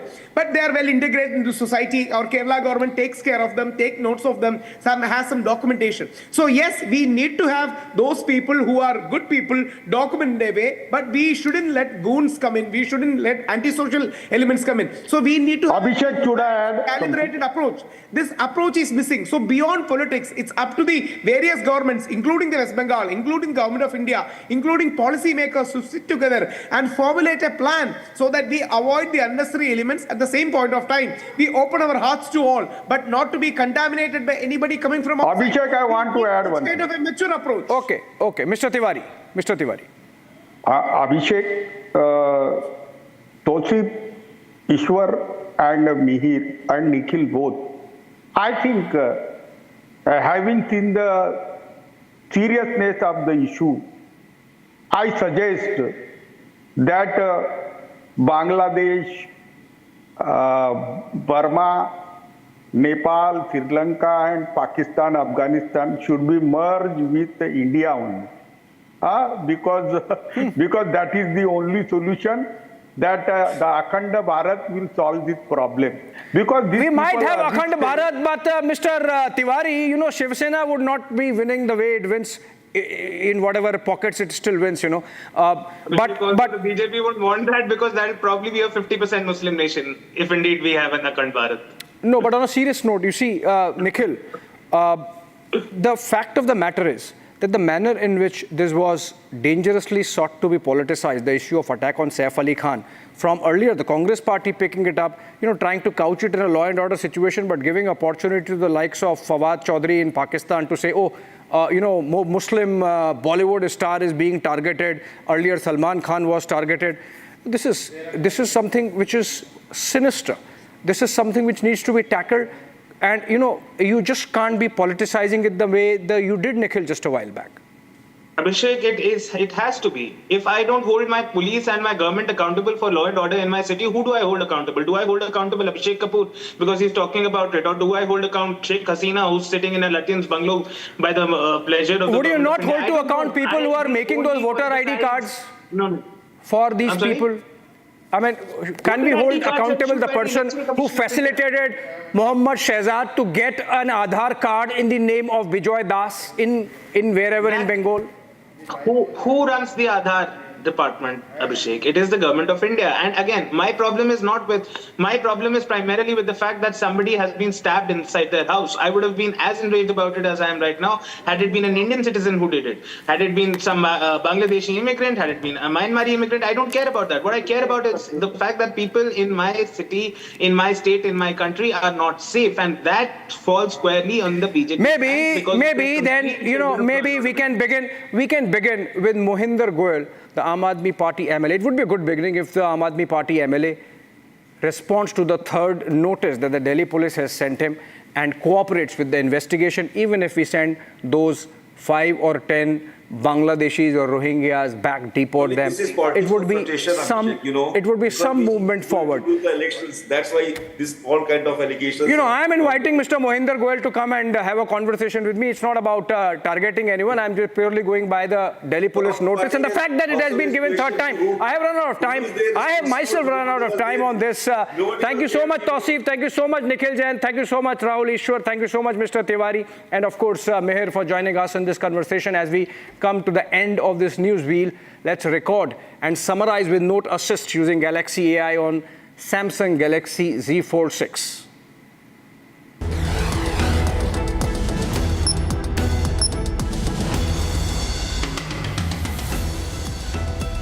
Okay, friends, here's the summary of what we have discussed last 50 minutes. The arrest of a suspect Bangladeshi illegal in Saif Ali Khan attack case has opened a Pandora's box on our society and national security. If we have to be on the right side of history, we need to make sure that the society speaks in one voice on the issue of illegal infiltration. No illegal alien has right over our resources of our country. Those are for citizens first and citizens last.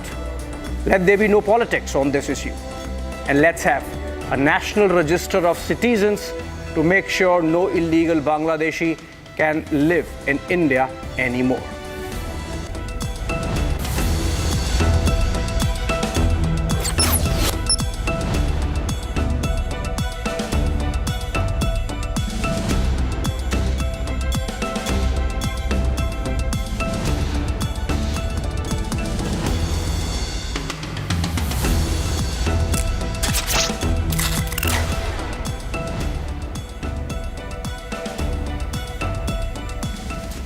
All right, there you have it, the precise reading of the news in a simpler format using Galaxy AI on Samsung Galaxy Z Fold 6. We'll be back with headlines in a few minutes. And of course, 8 p.m. tomorrow, Super Prime Time Max with Arnab Goswami is back.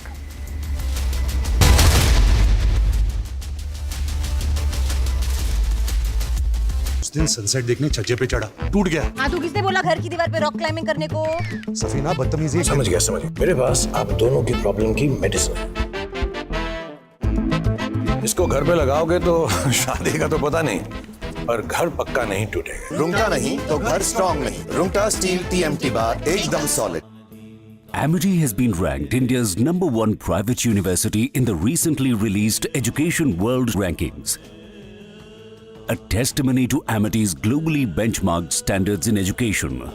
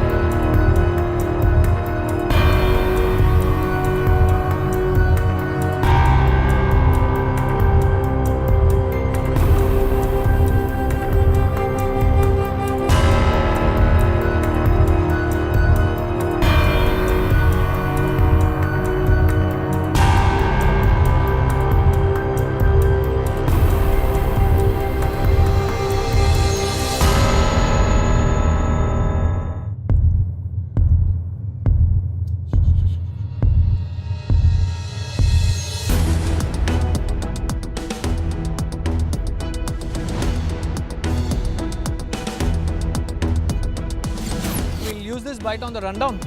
But Deepak, it's in Hindi language. Don't worry, we'll do real-time translation with interpreter.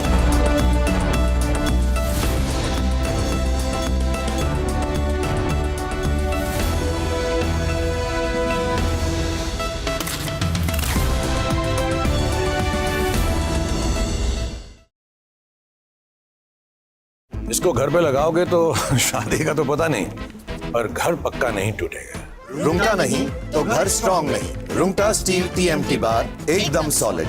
पहाड़ों में एक hiking stick भी बन सकती है। Amity has been ranked India's #1 private university in the recently released Education World Rankings. A testimony to Amity's globally benchmarked standards in education.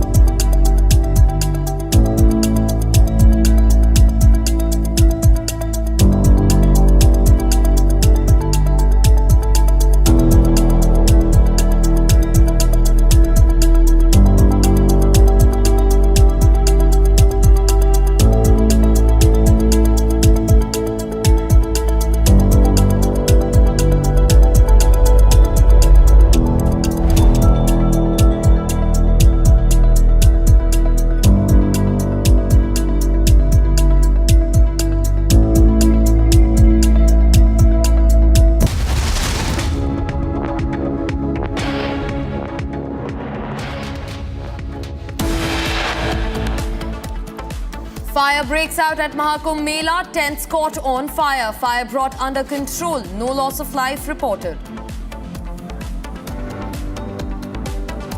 Chief Minister Yogi Adityanath reaches a fire site, takes stocks of situation. Prime Minister Modi also dials Yogi, inquires about the fire incident.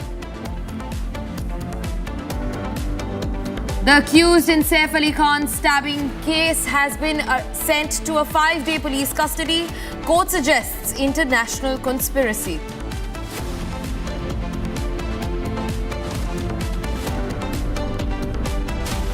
यह आरोपी Bangladeshi origin का है ऐसा हमारा doubt है। इस case में appropriate sections की वाड़ की गई है और उस हिसाब से आगे का इन्वेस्टिगेशन किया जा रहा है। Mumbai police suspect the accused in Saif stabbing case is a Bangladeshi national. Accused is changing his name again and again.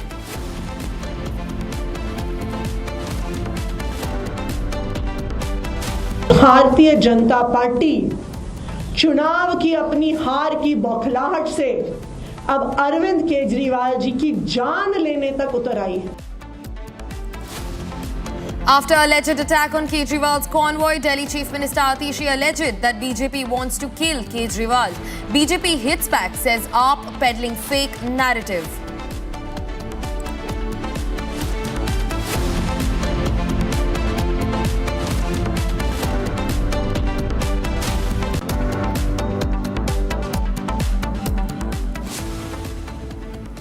Amid the probe into the stabbing of actor Saif Ali Khan, a big political face-off has erupted after the police said they have reasons to suspect that the arrested accused is a Bangladeshi national. The BJP said the claim over his nationality underlines the need for a crackdown against Bangladeshi intruders in the country. Meanwhile, the accused, who identifies as Mohammad Shariful Islam Shehzad, was remanded to police custody for 5 days. We get you this report for all the latest in the Saif stabbing case. Take a look. The probe into the stabbing of actor Saif Ali Khan reignited the larger debate around the illegal crossovers of Bangladeshis and concerns around the demographic shift. This after the police said they had reasons to suspect that the accused was a Bangladeshi national who had been sheltered illegally in the country. Amid the suspicion around the nationality of the accused, the BJP said it only underlines the need for an all-out crackdown on illegal Bangladeshi settlers in the country. मैंने वो चेहरा देखा और हाव भाव देखा, हमने कोई हिंदुस्तानी की करामात नहीं हो सकती। आज सच निकला है कैसे वो बांग्लादेशी घुसकर 2:30 बजे रात में चाकू से वार करता है। पहले दिन से हम कह रहे हैं कि देश में अवैध बांग्लादेशी, अवैध रोहिंग्या देश की सुरक्षा के लिए और दिल्ली की सुरक्षा के लिए खतरा है। अब जिन बांग्लादेशियों को पालने का काम अरविंद केजरीवाल करते हैं कि सैफ अली खां पे हमला करने वाला जो पकड़ा गया है उससे किस किस के तार जुड़े हैं, अरविंद केजरीवाल खुलासा करें। The BJP also called for immediate identification and repatriation of all Bangladeshi intruders in Maharashtra. Maharashtra police से प्रार्थना करता हूं कि ये जो यहाँ पर बांग्लादेशी रोहिंग्या महाराष्ट्र में जगह जगह घुस गए हैं, अराजकता फैला रहे, उनको एक एक को पकड़कर वापस बांग्लादेश भेजा जाए। Meanwhile, in a wheel swipe at Uddhav, Shiv Sena leader Krishna Hegre said Saffron stalwart and founder of the undivided Sena, Bal Thackeray, stood against infiltration of Bangladeshis into the country. Not only should the accused be punished severely, but also there should be a crackdown on all the illegal Bangladeshis who are staying in our country. The arrested stabbing accused, who was identified as Mohammad Shariful Islam Shehzad, was remanded to police custody for 5 days. Republic learned from sources that the accused changed his name after crossing into India illegally and took a job at Saif's residence as his housekeeping staff. Significantly, the court made a telling observation after the accused was produced, stating that robbery was not the only motive for the crime. As the probe gathers steam, the leads seem to be pointing to an international plot behind the stabbing incident. After the Aam Aadmi Party alleged an attack on the party's national convener Arvind Kejriwal by goons hired by his poll rival Parvesh Verma, the BJP hit back, accusing him of faking an attack on himself to draw sympathy from voters. Parvesh Verma, meanwhile, also claimed that Kejriwal's car rammed 3 unarmed civilians who only wanted to meet him. Take a look at this report for more details.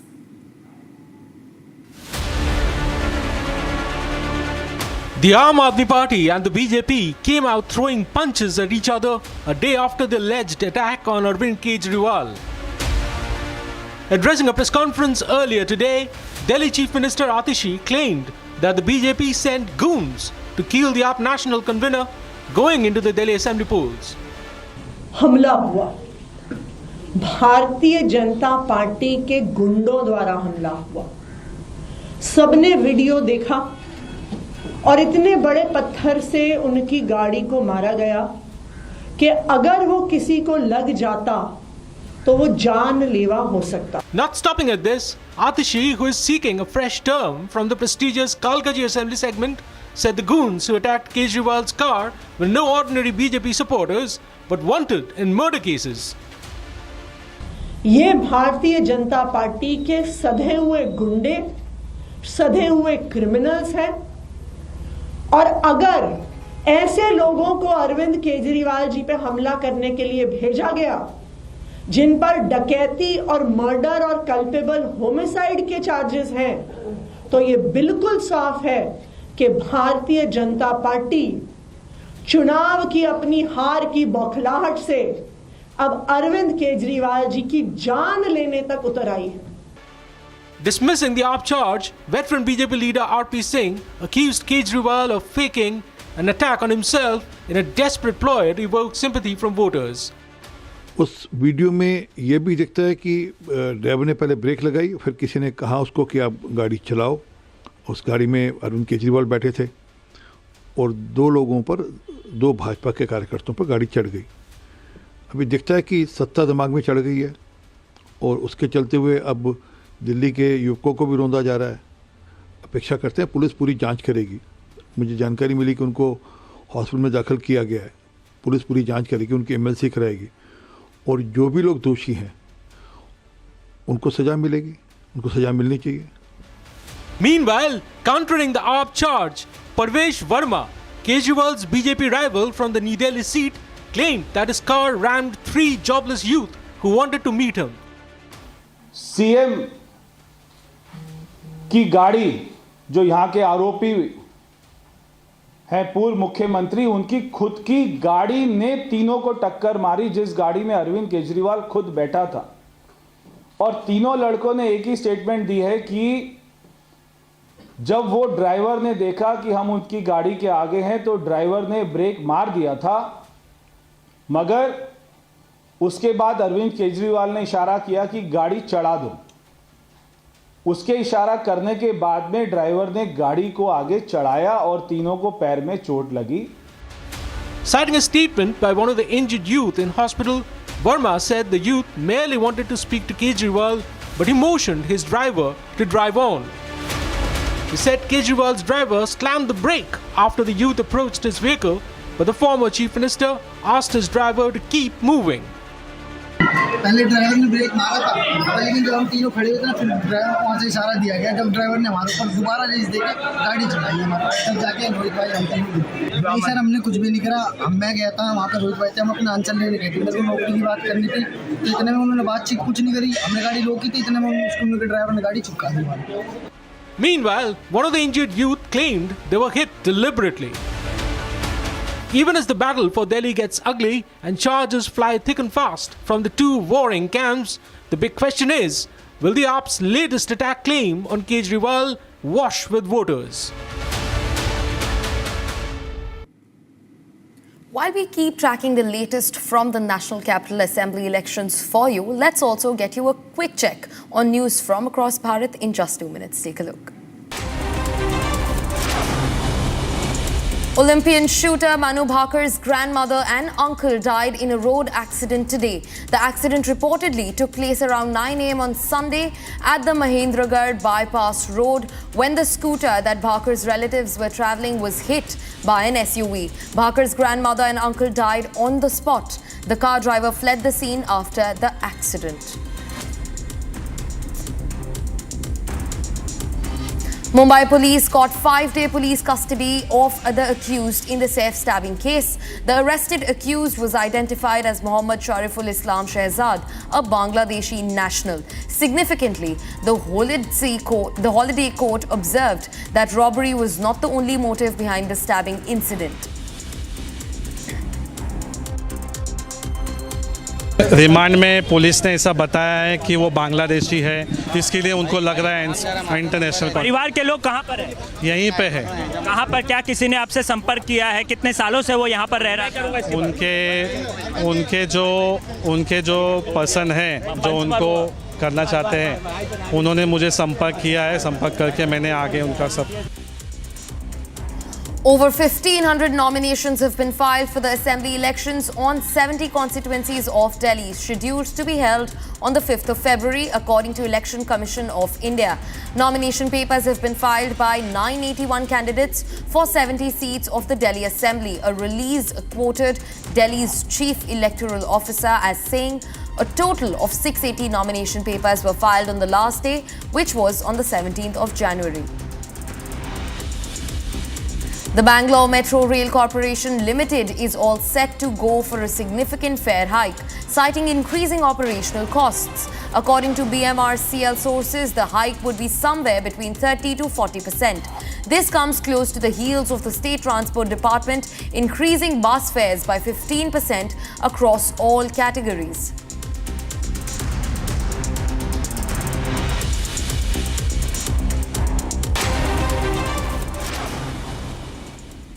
After Republic questioned the Ministry of External Affairs regarding the tragic death of Binil Babu, a 32-year-old from Kerala who lost his life while serving in the Russian frontline, 3 individuals have been arrested in relation to the human trafficking ring on whose alleged victim Binil was. Watch our report to know more details on this. After the Ministry of External Affairs confirmed the death of a Malayali man, Binil Babu, on the front lines of Ukraine-Russia war. It was a very unfortunate death. We conveyed condolences to the family. Our embassy is in touch with Russian authorities so that his mortal remains could come back to India as soon as possible. Regarding the other gentleman who was injured, he is receiving treatment in a hospital in Moscow. Our embassy is in touch with him and also his in regard to his welfare and well-being with the Russian authorities, and hopefully he will also be returning India soon after his treatment is completed. 3 individuals have been arrested from Thrissur in an India-Russia human trafficking nexus. Sandeep Thomas, Sumesh Antony and CB, all natives of Thrissur, were arrested for allegedly recruiting youths to Russia with promises of high-paying jobs, but instead trafficked them into military service. The accused have been charged under the Immigration Act, human trafficking and cheating. The arrests followed a complaint filed by Binil's wife and Jan TK's father, Korean.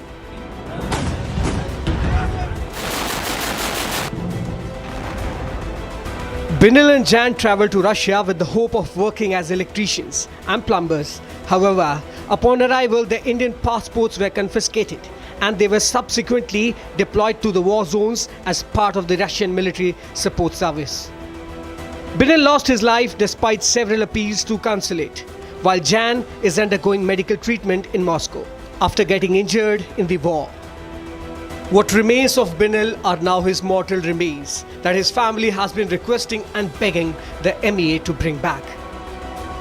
The question remains that why did the MEA not react timely on Binil Babu's multiple appeal to repatriate him? Binil Babu is just one of the victims of the rackets luring job aspirants with fake promises. As a deep nexus is uncovered, the exact number of individuals involved in this racket is yet to be determined.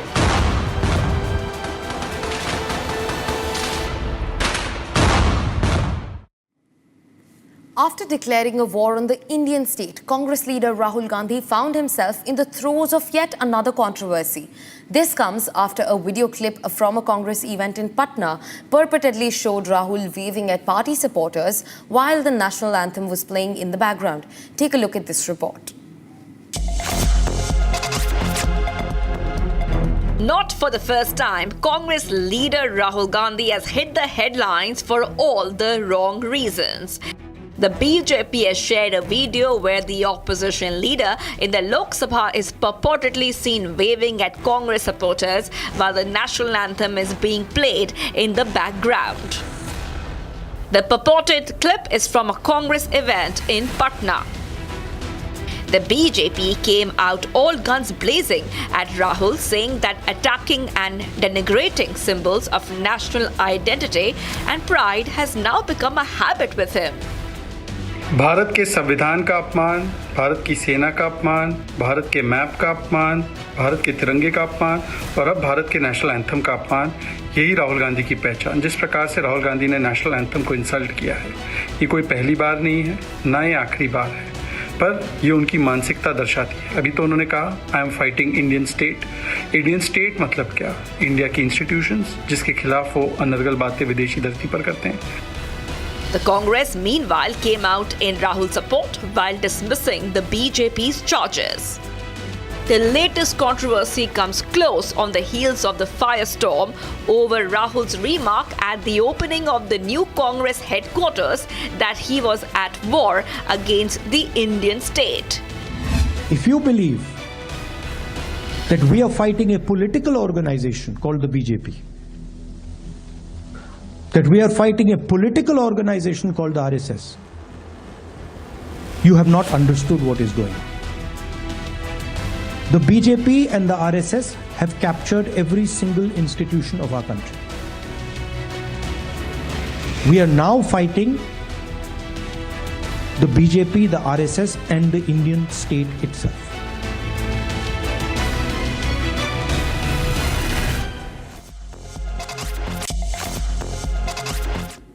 A massive fire broke out at the site of the ongoing Mahakumbh in Prayagraj today. Emergency responders and firefighters were scrambled to the site as soon as the word of the fire reached them. Uttar Pradesh Chief Minister Yogi Adityanath arrived to take stock of the situation. Meanwhile, speaking to reporters, Mahakumbh DIG Vaibhav Krishna said the fire has been brought under control, adding that there was no loss of life. Take a look at this report that gets you all the details into the fire that broke out at Mahakumbh.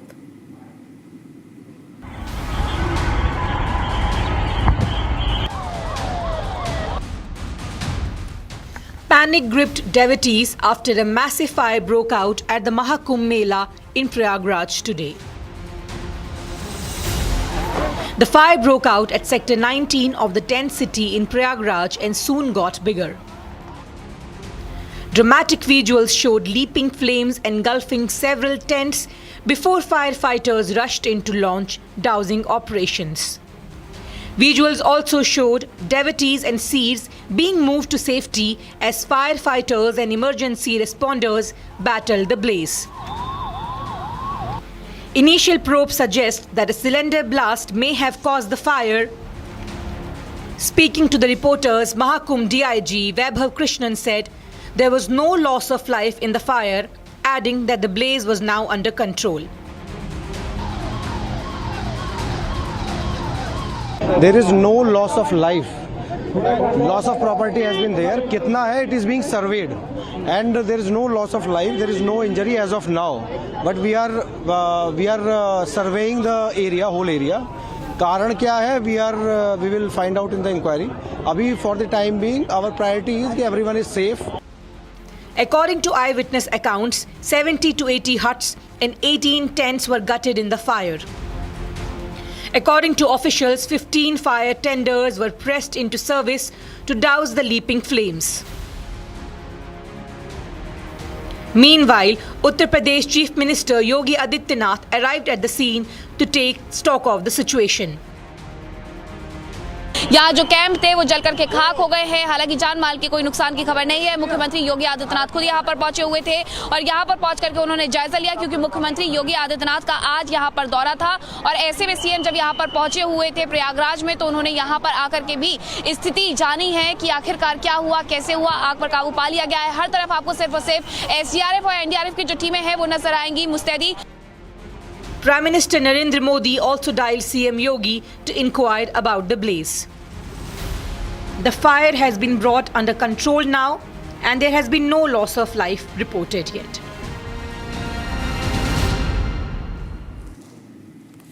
US President-elect Donald Trump arrived in Washington, D.C. ahead of his inauguration on Monday. Visuals picked up Trump waving at supporters before boarding the Air Force One from Florida, along with First Lady Melania Trump. Ahead of his inauguration, which has been shifted indoors for the first time since 1985, Trump is scheduled to hold a Make America Great Again or MAGA victory rally, while also attending several galas to celebrate his resounding comeback win. Here is a detailed report on that. Take a look. Fireworks lit up the skies across the United States ahead of the much-awaited inauguration of President-elect Donald Trump. Trump, who is to take oath as the 47th United States President, landed in Washington, D.C. along with incoming First Lady Melania Trump. Visuals picked up the real estate tycoon turned politician waving at cheering supporters before boarding the Air Force One along with Melania. In a big scoop, ahead of Trump's inauguration, a report claimed that he is likely to sign 100 executive orders on day one, which will be a record in the United States presidential history. Significantly, Trump's inauguration has been shifted indoors for the first time in 40 years since 1985. Even the traditional parade down Pennsylvania Avenue has been changed to an indoor event owing to the biting cold weather. He's also scheduled to hold a MAGA or Make America Great Again victory rally with his supporters inside the Capitol One arena on the eve of his inauguration. Continuing the tradition of past president-elects, Trump will attend service at the St. John's Episcopal Church. Trump will address his supporters again before heading to White House for the signing ceremony. Tech moguls Elon Musk, Jeff Bezos and Mark Zuckerberg feature in the guest list for Trump's inauguration. As Trump returns to the Oval Office, it remains to be seen if he unveils his tariff plan on his first day in office.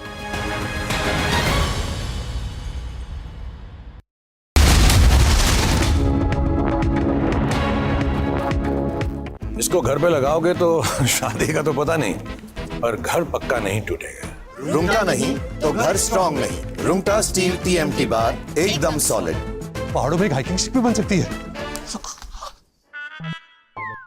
We have a commitment for our brothers. We have a commitment for our sisters.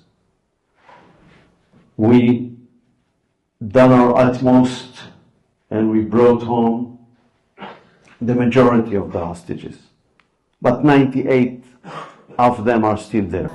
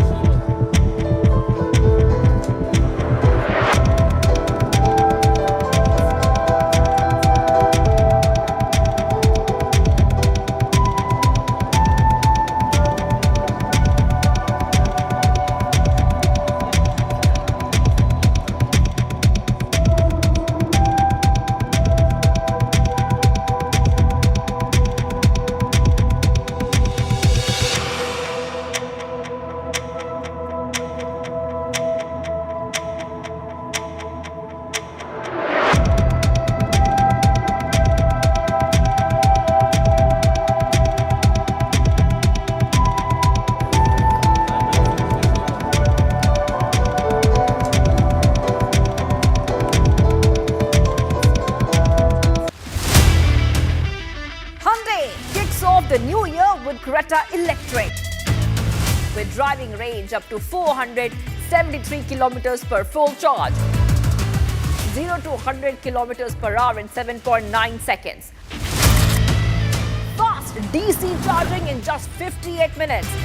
And an 8-year battery warranty. Electric is now Creta.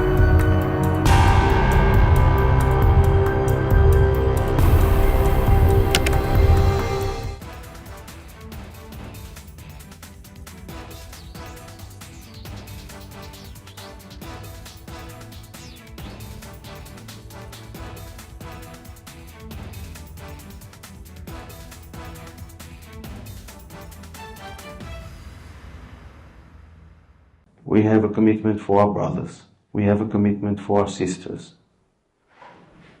We done our utmost and we broke.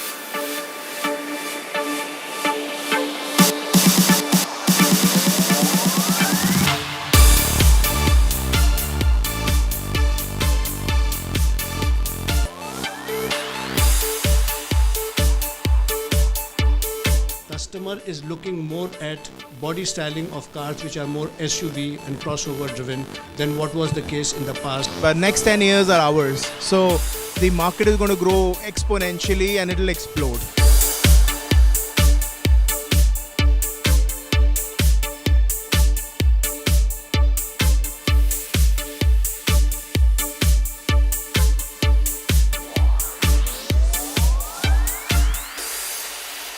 Hello ladies and gentlemen, what a fantastic couple of days Republic Business and Republic Auto have had at the Bharat Mobility Global Expo 2025, which is being held over 3 locations in NCR as we speak.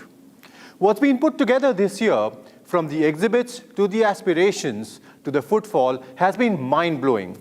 The mega event is likely to see a footfall of 5 lakh people over 5 days at a time that India is gunning to become the world's largest auto industry in the next 5 years. The buzz has been clubbed with a touchdown of 12.5% growth of the auto industry in India. The excitement on ground was met with splendid advancement across all different players. We've